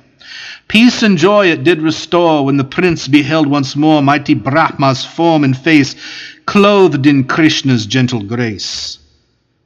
Arjuna, now that I see come back Janardana, this friendly human frame, my mind can think calm thoughts once more. My heart beats still again. Krishna. Yea, it was wonderful and terrible to view me as thou didst, dear prince. The gods dread and desire continually to view, yet not by Vedas, nor from sacrifice, nor penance, nor gift-giving, nor with prayer shall any so behold as thou hast seen. Only by fullest service, perfect faith, and uttermost surrender am I known, and seen, and entered into, Indian prince. Who doeth all for me, who findeth me in all, who doeth all for me, who findeth me in all, adoreth always, loveth all, which I have made and me for love's sole end, that man, Arjuna, unto me doth wend. Here endeth chapter 11 of the Bhagavad Gita, entitled Viswarupara Rasanam, or the Book of the Manifesting of the One and Manifold.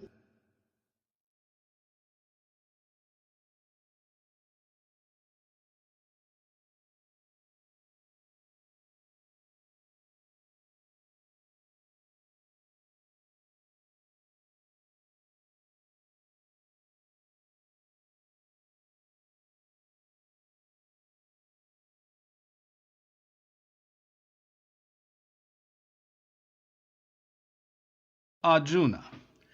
Lord, of the men who serve thee true in heart, as God revealed, and of the men who serve worshipping thee unrevealed, unbodied, far, which take the better way of faith and life? Krishna. Whoever serve me, as I show myself constantly true, in full devotion fixed, those hold I very holy, but who serve, worshipping me the one, the invisible, the unrevealed, unnamed, unthinkable, uttermost, all-pervading, highest, sure, who thus adore me, mastering their sense, of one set mind to all, glad in all good, these blessed souls come unto me.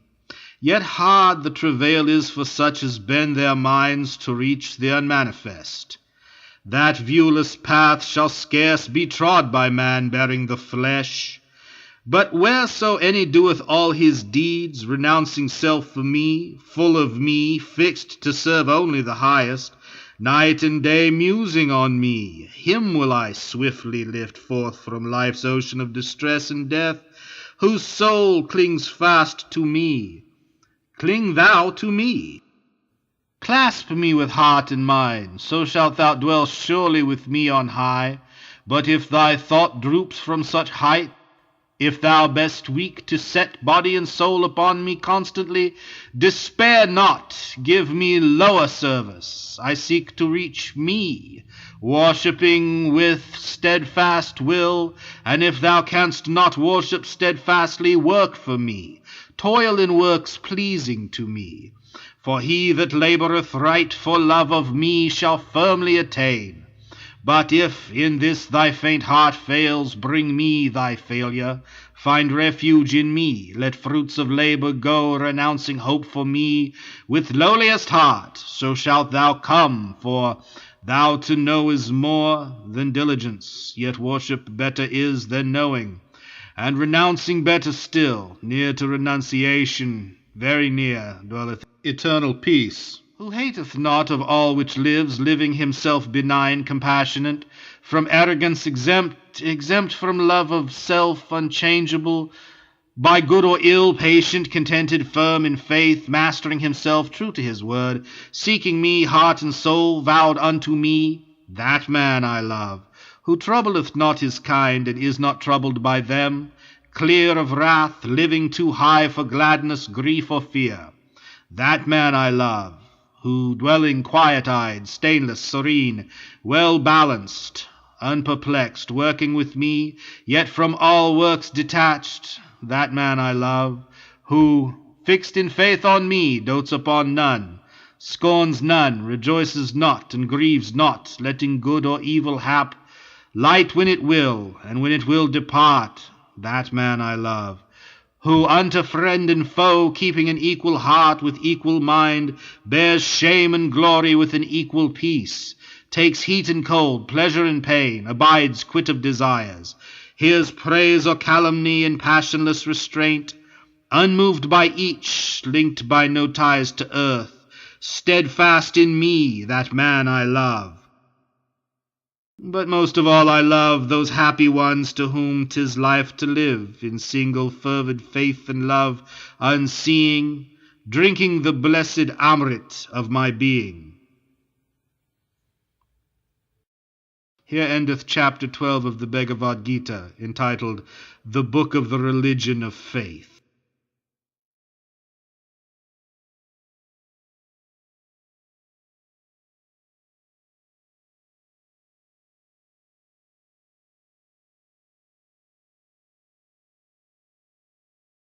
Arjuna, now would I hear, O gracious Keshava, of life which seems, and soul beyond which sees, and what it is we know, or think to know. Krishna, yea, son of Kunti, for this flesh ye see is Kshetra, is the field where life disports, and that which views and knows it is the soul, Kshetrajna. In all fields, thou Indian prince, I am Kshetrajna. I am what surveys, only that knowledge knows which knows the known by the knower. What it is, that field of life, what qualities it hath, and whence it is, and why it changeth, and the faculty that wotteth it, the mightiness of this, and how it wotteth, hear these things from me. The elements, the conscious life, the mind, the unseen vital force, the 9 strange gates of the body, and the 5 domains of sense, desire, dislike, pleasure and pain, and thought deep woven, and persistency of being, these all are wrought on matter by the soul. Humbleness, truthfulness and harmlessness, patience and honor, reverence for the wise, purity, constancy, control of self, contempt of sense delights, self-sacrifice, perception of the certitude of ill in birth, death, age, disease, suffering and sin, detachment, lightly holding unto home, children and wife, and all that bindeth men, an ever tranquil heart in fortune's good, and fortune's evil, with a will set firm to worship me only, ceasing not, loving all solitudes, and shunning noise of foolish crowds, endeavouring, resolute to reach perception of the utmost soul, and grace to understand what gain it were, so to attain. This is true wisdom, prince, and what is otherwise is ignorance. Now will I speak of knowledge best to know, that truth which giveth man Amrit to drink, the truth of him, the Parabrahm, the all, the uncreated, not Asat, not Sat, not form, not the unformed, yet both and more, whose hands are everywhere, and everywhere planted his feet, and everywhere his eyes beholding, and his ears in every place hearing, and all his faces everywhere, enlightening and encompassing his worlds. Glorified in the senses he hath given, yet beyond sense he is, sustaining all, yet dwells he unattached, of forms and modes, master, yet neither form nor mode hath he is within all beings, and without, motionless, yet still moving, not discerned, for subtlety of instant presence, close to all, to each, yet measurelessly far, not manifold, and yet subsisting still in all which lives, forever to be known as the sustainer, yet at the end of times he maketh all to end, and recreates the light of lights. He is in the heart of the dark, shining eternally. Wisdom he is, and wisdom's way, and guide of all the wise, planted in every heart. So have I told of life's stuff, and the moulding, and the law to comprehend. Whoso, adoring me, perceiveth this, shall surely come to me. Know thou that nature and the spirit both have no beginning. Know that qualities and changes of them are by nature wrought. That nature puts to work the acting frame, but spirit doth inform it, and so cause feeling of pain and pleasure.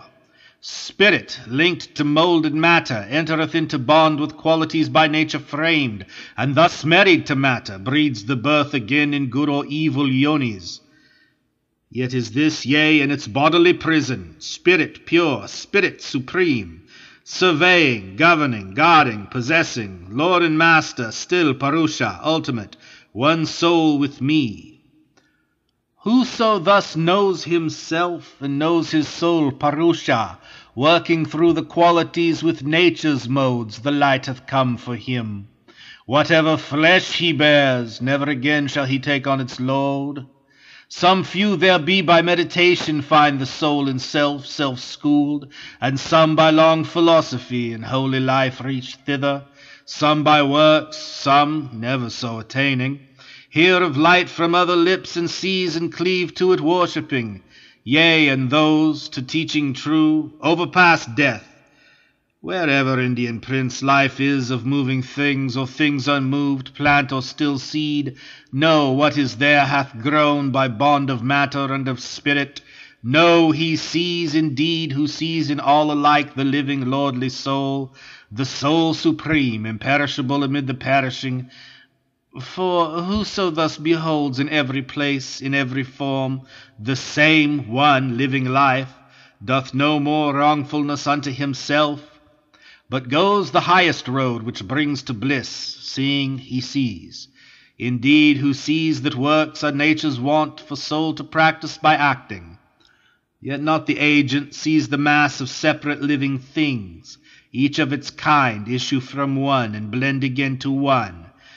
Then he hath Brahma, he attained, O prince, that ultimate high spirit, uncreate, unqualified, even when it entereth flesh, taketh no stain of acts, worketh in naught, like to the ethereal air, pervading all, which for sheer subtlety avoideth taint. The subtle soul sits everywhere, unstained, like to the light of the all-piercing sun, which is not changed by aught it shines upon. The soul's light shineth pure in every place, and they who, by such eye of wisdom, see how matter, and what deals with it, divide, and how the spirit and the flesh have strife, those wise ones go the way which leads to life.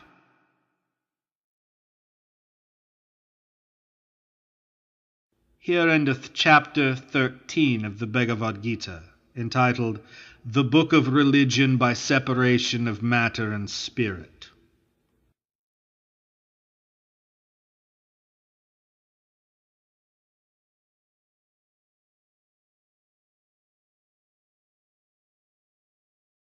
Krishna.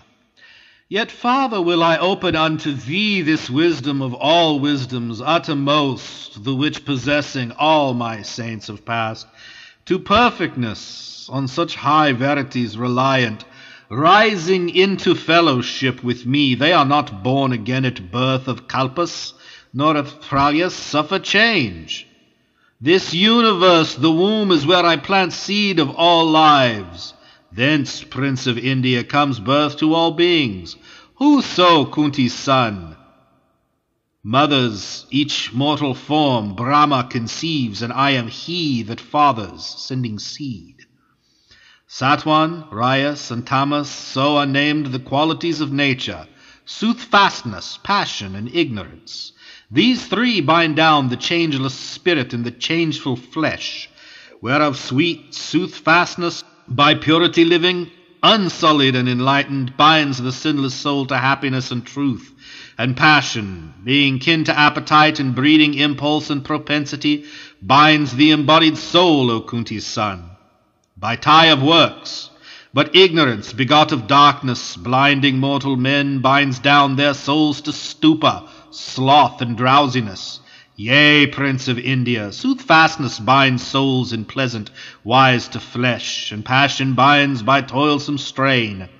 But ignorance, which blots the beams of wisdom, binds the soul to sloth. Passion and ignorance, once overcome, leave soothfastness, O Bharata. Where this with ignorance are absent, passion rules.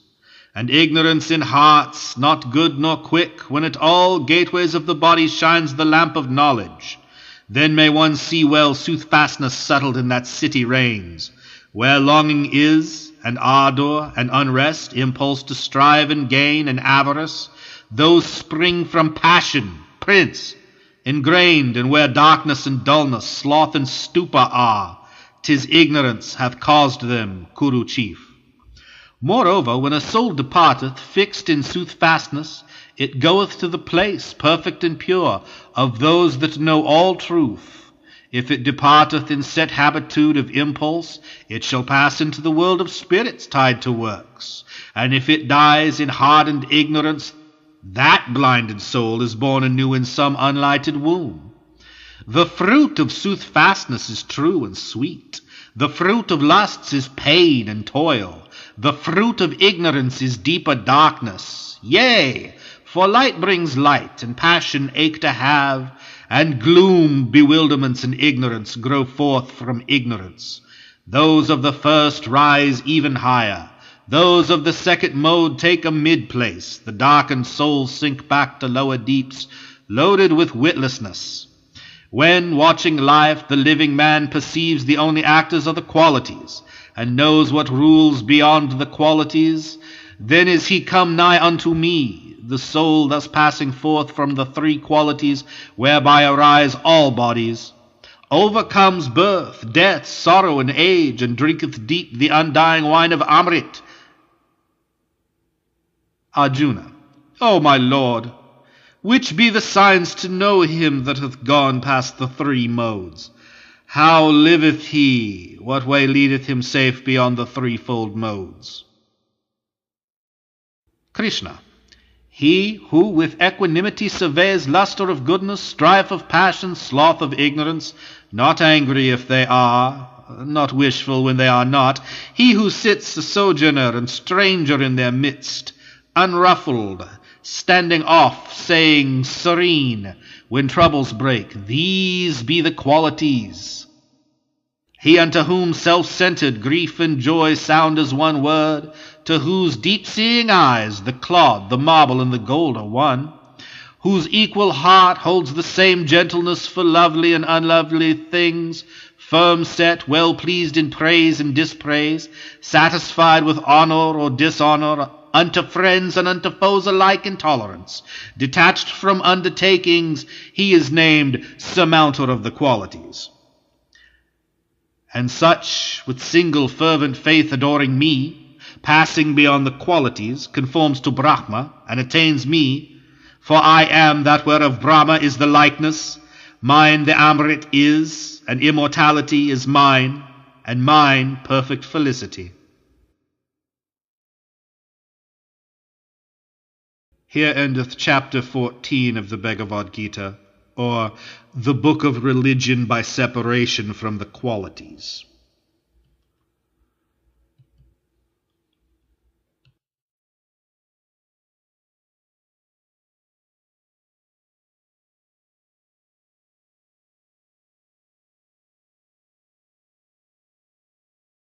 Krishna. Men call the aswatha, the banyan tree, which hath its boughs beneath, its roots above the ever-holy tree. Yea, for its leaves are green, and waving hymns which whisper truth. Who knows the aswatha, knows Veds and all. Its branches shoot to heaven and sink to earth, even as the deeds of men, which take their birth from qualities. Its silver sprays and blooms, and all the eager verdure of its girth, leap to quick life at kiss of sun and air, as men's lives quicken to the temptings fair of wooing sense, its hanging rootlets seek the soil beneath, helping to hold it there.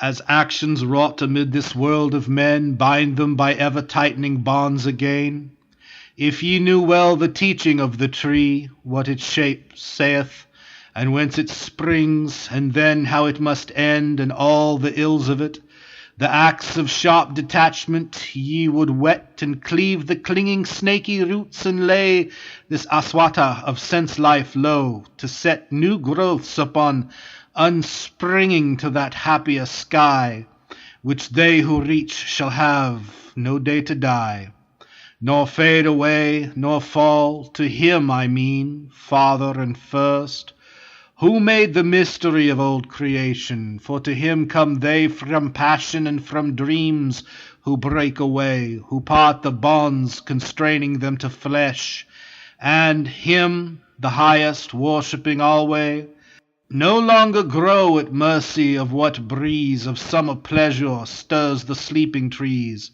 what blast of tempest tears them bough and stem to the eternal world past such as these.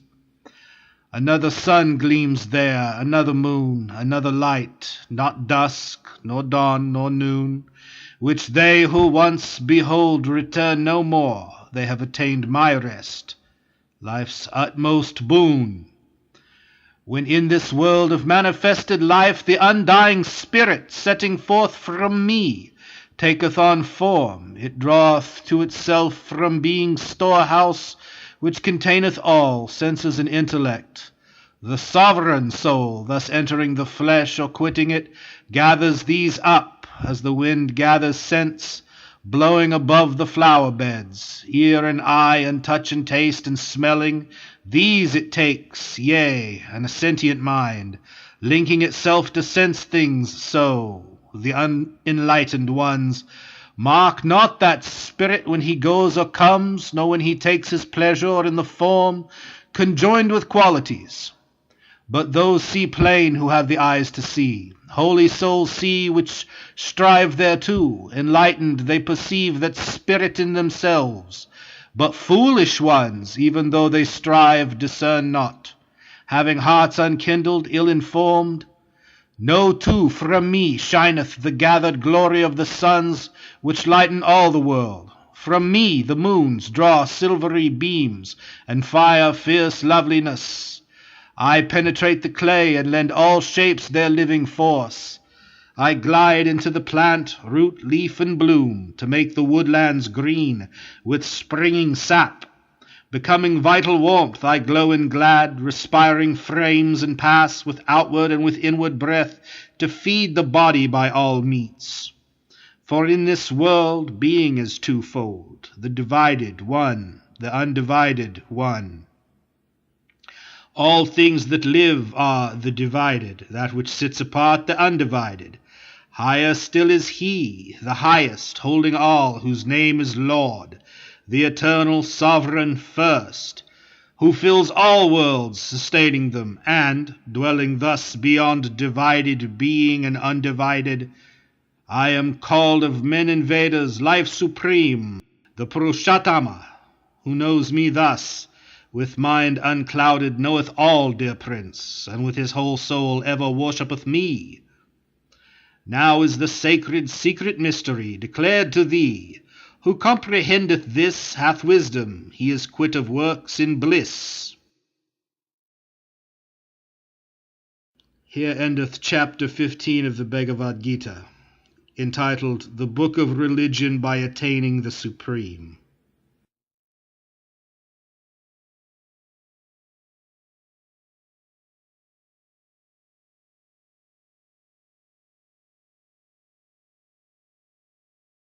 Krishna. Fearlessness, singleness of soul, the will always to strive for wisdom, open hand and governed appetites and piety and love of lonely study, humbleness, uprightness, heed to injure not which lives, truthfulness, slowness unto wrath, a mind that lightly letteth go what others prize, and equanimity and charity, which spieth no man's faults, and tenderness towards all that suffer, a contented heart, fluttered by no desires, a bearing mild, modest, and grave, with manhood nobly mixed, with patience, fortitude, and purity, an unrevengeful spirit, never given to rate itself too high. Such be the signs, O Indian prince, of him whose feet are set on that fair path which leads to heavenly birth. Deceitfulness and arrogance and pride, quickness to anger, harsh and evil speech, and ignorance, to its own darkness blind, these be the signs, my prince, of him whose birth is fated for the regions of the vile. The heavenly birth brings to deliverance, so shouldst thou know. The birth with Asuras brings into bondage. Be thou joyous, prince, whose lot is set apart for heavenly birth. 2 stamps there are marked on all living men, divine and undivine. I spake to thee, by what marks thou shouldst know the heavenly man. Hear from me now of the unheavenly. They comprehend not the unheavenly, how souls go forth from me, nor how they come back unto me, nor is there truth in these, nor purity, nor rule of life. This world hath not a law, nor order, nor a lord, so say they, nor hath risen up by cause following on cause, in perfect purposing, but is none other than a house of lust. And this thing thinking, all those ruined ones of little wit, dark-minded, give themselves to evil deeds, the curses of their kind, surrendered to desires insatiable, full of deceitfulness, folly, and pride. In blindness cleaving to their errors, caught into the sinful course, they trust this lie as it were true, this lie which leads to death, finding in pleasure all the good which is, and crying, Here it finisheth. Ensnared in nooses of 100 idle hopes, slaves to their passion and their wrath, they buy wealth with base deeds to glut hot appetites. Thus much today, they say, we gained, thereby such and such wish of heart shall have its fill, and this is ours, and the other shall be ours. Today we slew a foe, and we will slay our other enemy tomorrow. Look!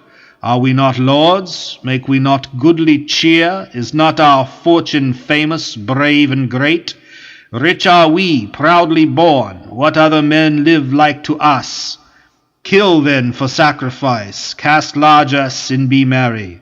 So they speak, darkened by ignorance, and so they fall, tossed to and fro with projects, tricked and bound in net of black delusion. Lost in lusts, down to foul Naraka, conceited, fond, stubborn and proud, dead drunken with the wine of wealth and reckless, all their offerings have but a show of reverence, being not made in piety of ancient faith.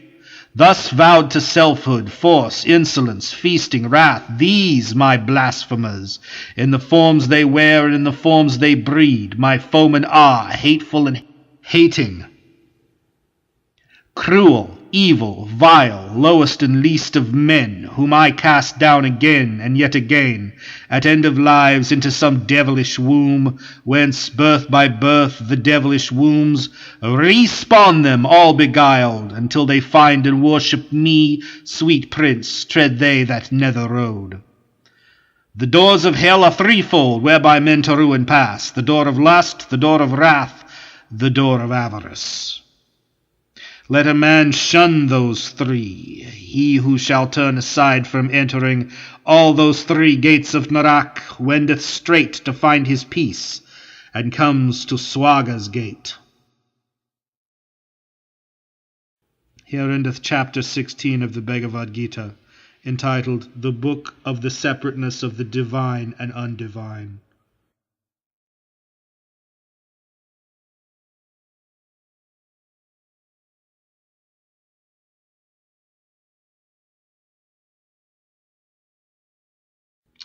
Arjuna. If men forsake the holy ordinance, heedless of Shastras, yet keep faith at heart and worship, what shall be the state of those, great Krishna? Satwan, Rajas, Tamas, say. Krishna. Threefold the faith is of mankind, and springs from those three qualities, becoming true, or passion-stained, or dark, as thou shalt hear. The faith of each believer, Indian prince, conforms itself to what he truly is. Where thou shalt see a worshipper, that one to what he worships lives assimilate. Such is the shrine, so is the votary. The soothfast souls adore true gods. The souls obeying Rajas worship Rakshasas or Yakshas, and the men of darkness pray to Pretas and to Bhutas. Yea, and those who practice bitter penance, not enjoined by rightful rule, penance which hath its root in self-sufficient, proud hypocrisies, those men, passion beset, violent, wild, torturing, the witless ones, my elements shut in fair company within their flesh, nay, me, myself, present within the flesh, know them to devils devoted, not to heaven. For like as foods are threefold for mankind in nourishing, so is their threefold way of worship, abstinence, and almsgiving. Hear this of me, there is a food which brings force, substance, strength, and health, and joy to live, being well seasoned, cordial, comforting. The soothfast meats, and there be foods which bring aches and unrests, and burning blood and grief, being too biting, heating, salt, and sharp, and therefore craved by too strong appetite. And there is foul food kept from overnight, savourless, filthy, which the foul will eat, a feast of rottenness, meat for the lips of such as love the darkness. Thus with rites a sacrifice not for rewardment made, offered in rightful wise, when he who vows saith with heart devout, this I should do, is soothfast right. But sacrifice for gain, offered for good repute, be sure that this, O best of Bharatas, is Rajas right, with stamp of passion, and a sacrifice offered against the laws, with no due dole of food-giving, with no accompaniment of hallowed hymn, nor largesse to the priests, in faithless celebration call it vile.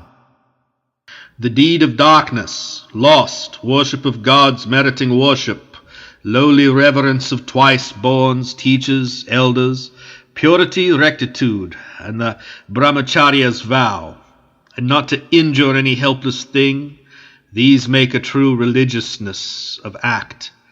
Words causing no man woe, words ever true, gentle and pleasing words, and those ye say in murmured reading of a sacred writ, these make the true religiousness of speech.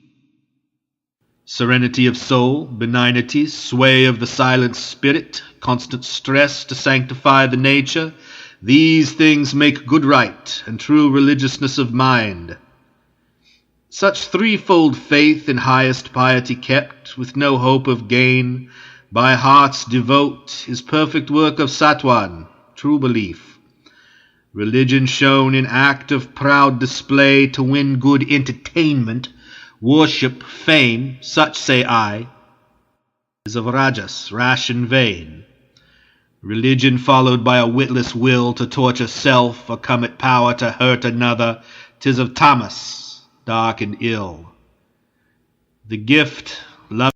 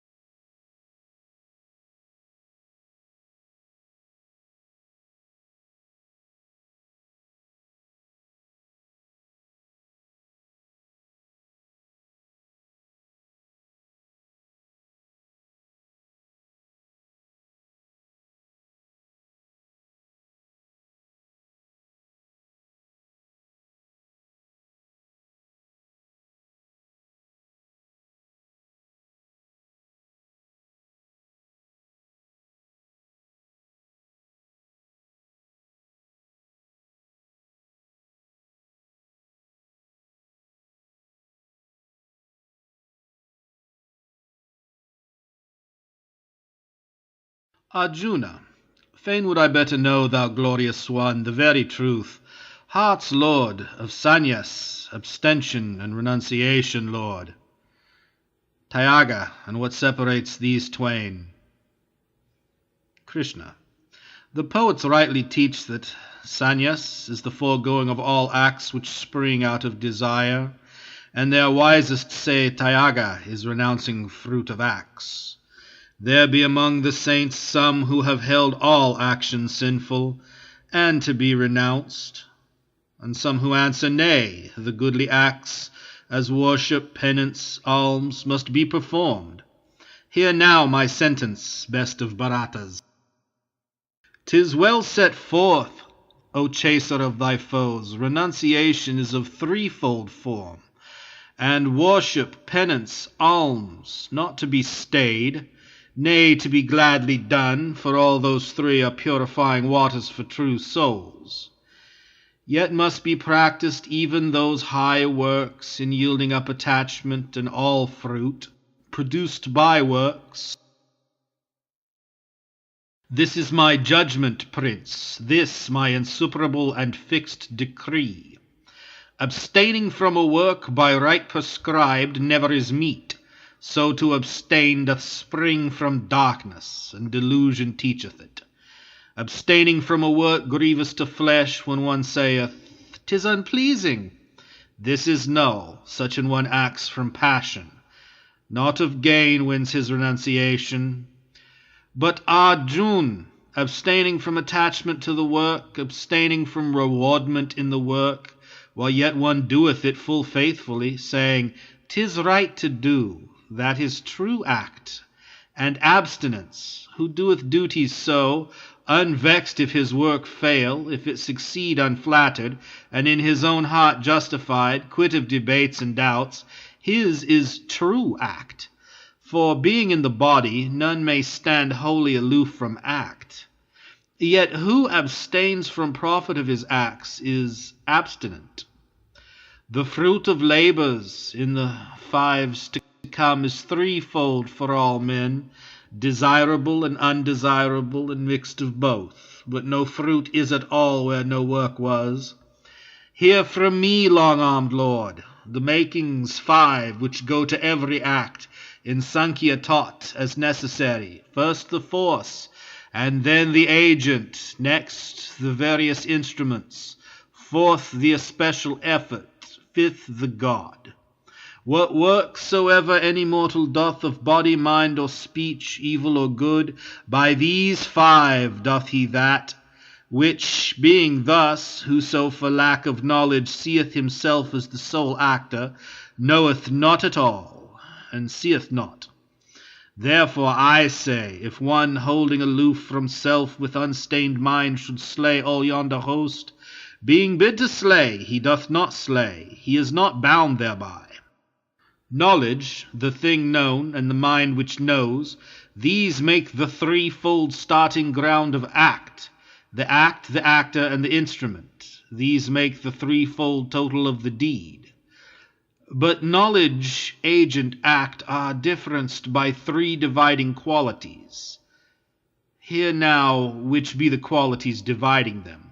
There is true knowledge. Learn thou it is this, to see one changeless life in all the lives, and in the separate, one inseparable, there is imperfect knowledge, that which sees the separate existences apart, and being separated holds them real.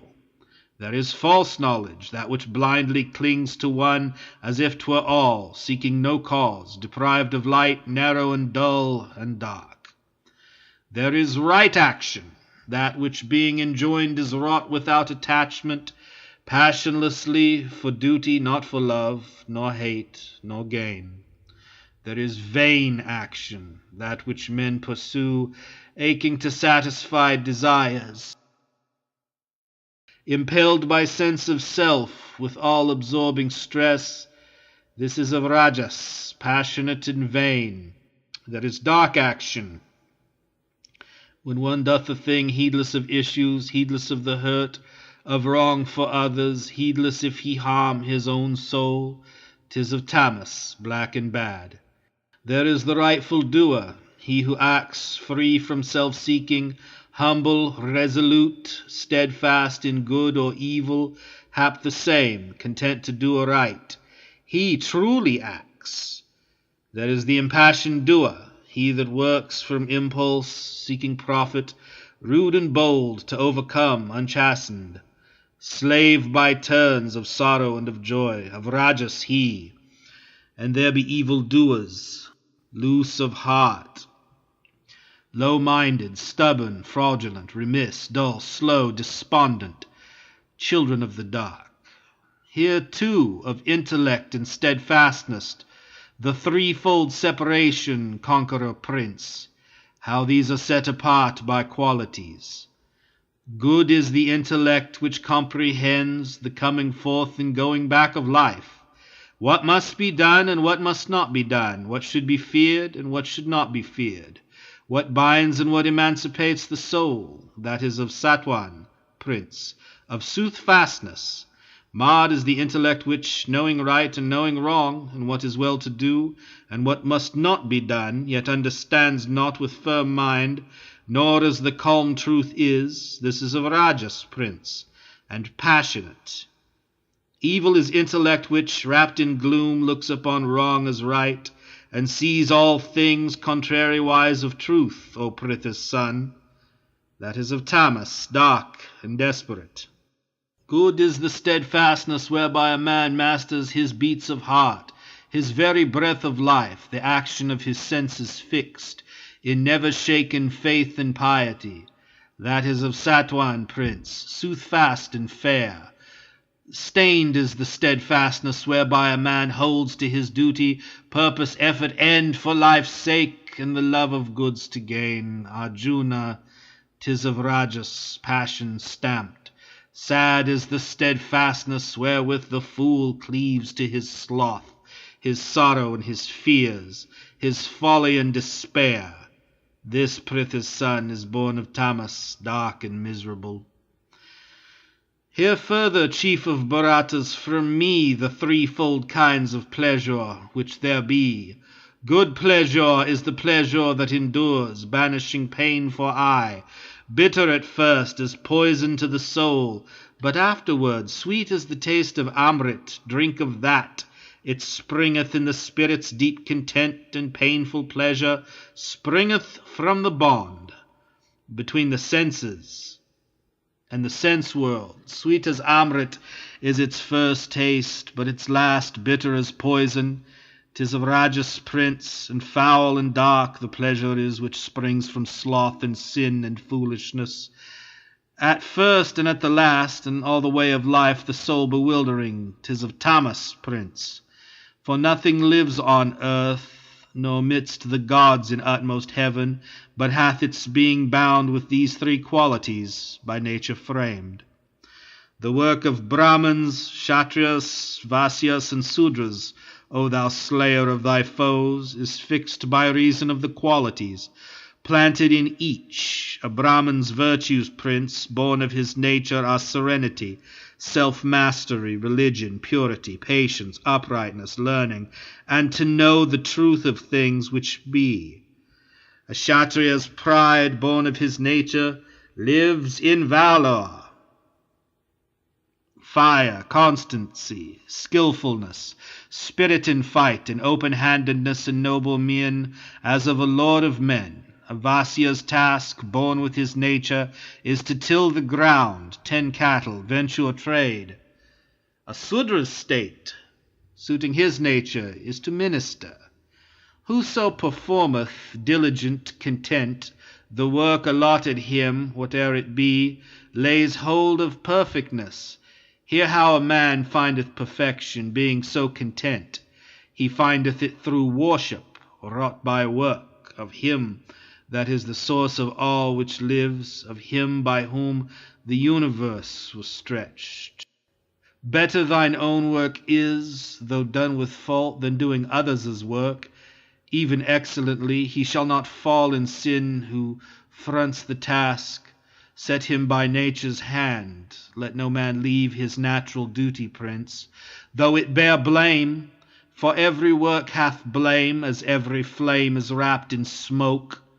Only that man attains perfect surcease of work, whose work was wrought with mind unfettered, soul wholly subdued, desires forever dead, results renounced. Learn from me, son of Kunti, also this, how one attaining perfect peace attains Brahm, the supreme, the highest height of all. Devoted with a heart grown pure, restrained in lordly self-control, foregoing wiles of song and senses, freed from love and hate, dwelling mid solitudes, in diet spare, with body, speech, and will tamed to obey, ever to holy meditation vowed from passions liberate, quit of the self, of arrogance, impatience, anger, pride, freed from surroundings, quiet, lacking naught, such an one grows to oneness with the Brahm. Such an one, growing one with Brahm, serene, sorrows no more, desires no more, his soul equally loving all that lives, loves well. Me, who have made them, and attains to me, by this same love and worship doth he know me as I am, how high and wonderful, and knowing straightway enters into me, and whatsoever deeds he doeth fixed in me, as in his refuge he hath won for ever and for ever by my grace the eternal rest. So when thou in thy thoughts do all thou dost for me, renounce for me, sacrifice heart and mind and will to me, live in the faith of me, in faith of me all dangers thou shalt vanquish by my grace. But trusting to thyself and heeding not, thou canst but perish. If this day thou sayest, relying on thyself, I will not fight. Vain will the purpose prove, thy qualities would spur thee to the war. What thou dost shun, misled by fair illusions, thou wouldst seek against thy will when the task comes to thee. Against thy will when the task comes to thee, waking the promptings in thy nature set, there lives a master in the hearts of men, making their deeds by subtle pulling strings dance to what time he will. With all thy soul trust him, and take him for thy succor, prince. So, only so, Arjuna, shalt thou gain by grace of him the uttermost repose, the eternal place. Thus hath been opened thee this truth of truth, the mystery more hid than any secret mystery. Meditate, and as thou wilt, then act. Nay, but once more take my last word, my utmost meaning have. Precious thou art to me, right well beloved. Listen, tell thee for thy comfort this, give me thy heart, adore me, serve me, cling in faith and love and reverence to me. So shalt thou come to me, I promise true, for thou art sweet to me. And let go those rights and writ duties, fly to me alone, make me thy single refuge. Will free thy soul from all its sins, be of good cheer. Hide, the holy Krishna saith, this from him that hath no faith, him that worships not, nor seeks wisdom's teaching, when she speaks. Hide it from all men who mock, but wherever, mid the flock of my lovers, one shall teach this divinest, wisest speech, teaching in the faith to bring truth to them, an offering of all honors unto me. Unto Brahma cometh he. Nay, and nowhere shall ye find any man of all mankind doing dir deed for me, nor shall any dir be in my earth. Yea, furthermore, whoso reads this converse, or held by us upon the plain, pondering piously and fain, he hath paid me sacrifice.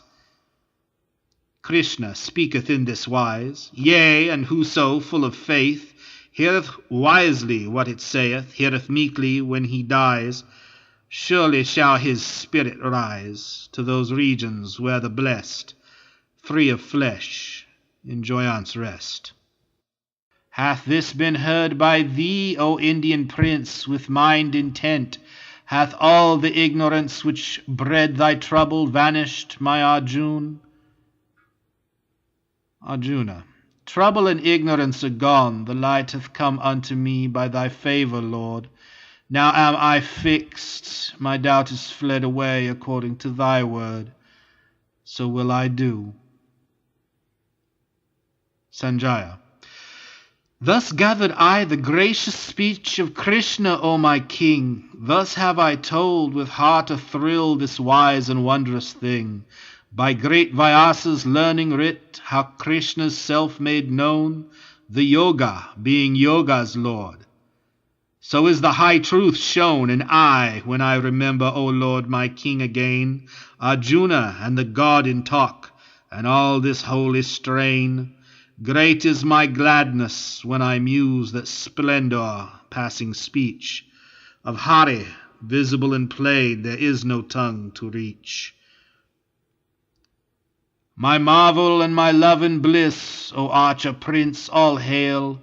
O Krishna, Lord of Yoga, surely there shall not fail blessing and victory and power for thy most mighty sake, where this song comes of Arjun, and how with God he spake. Here ends with chapter 18, entitled The Book of Religion by Deliverance and Renunciation, the Bhagavad Gita.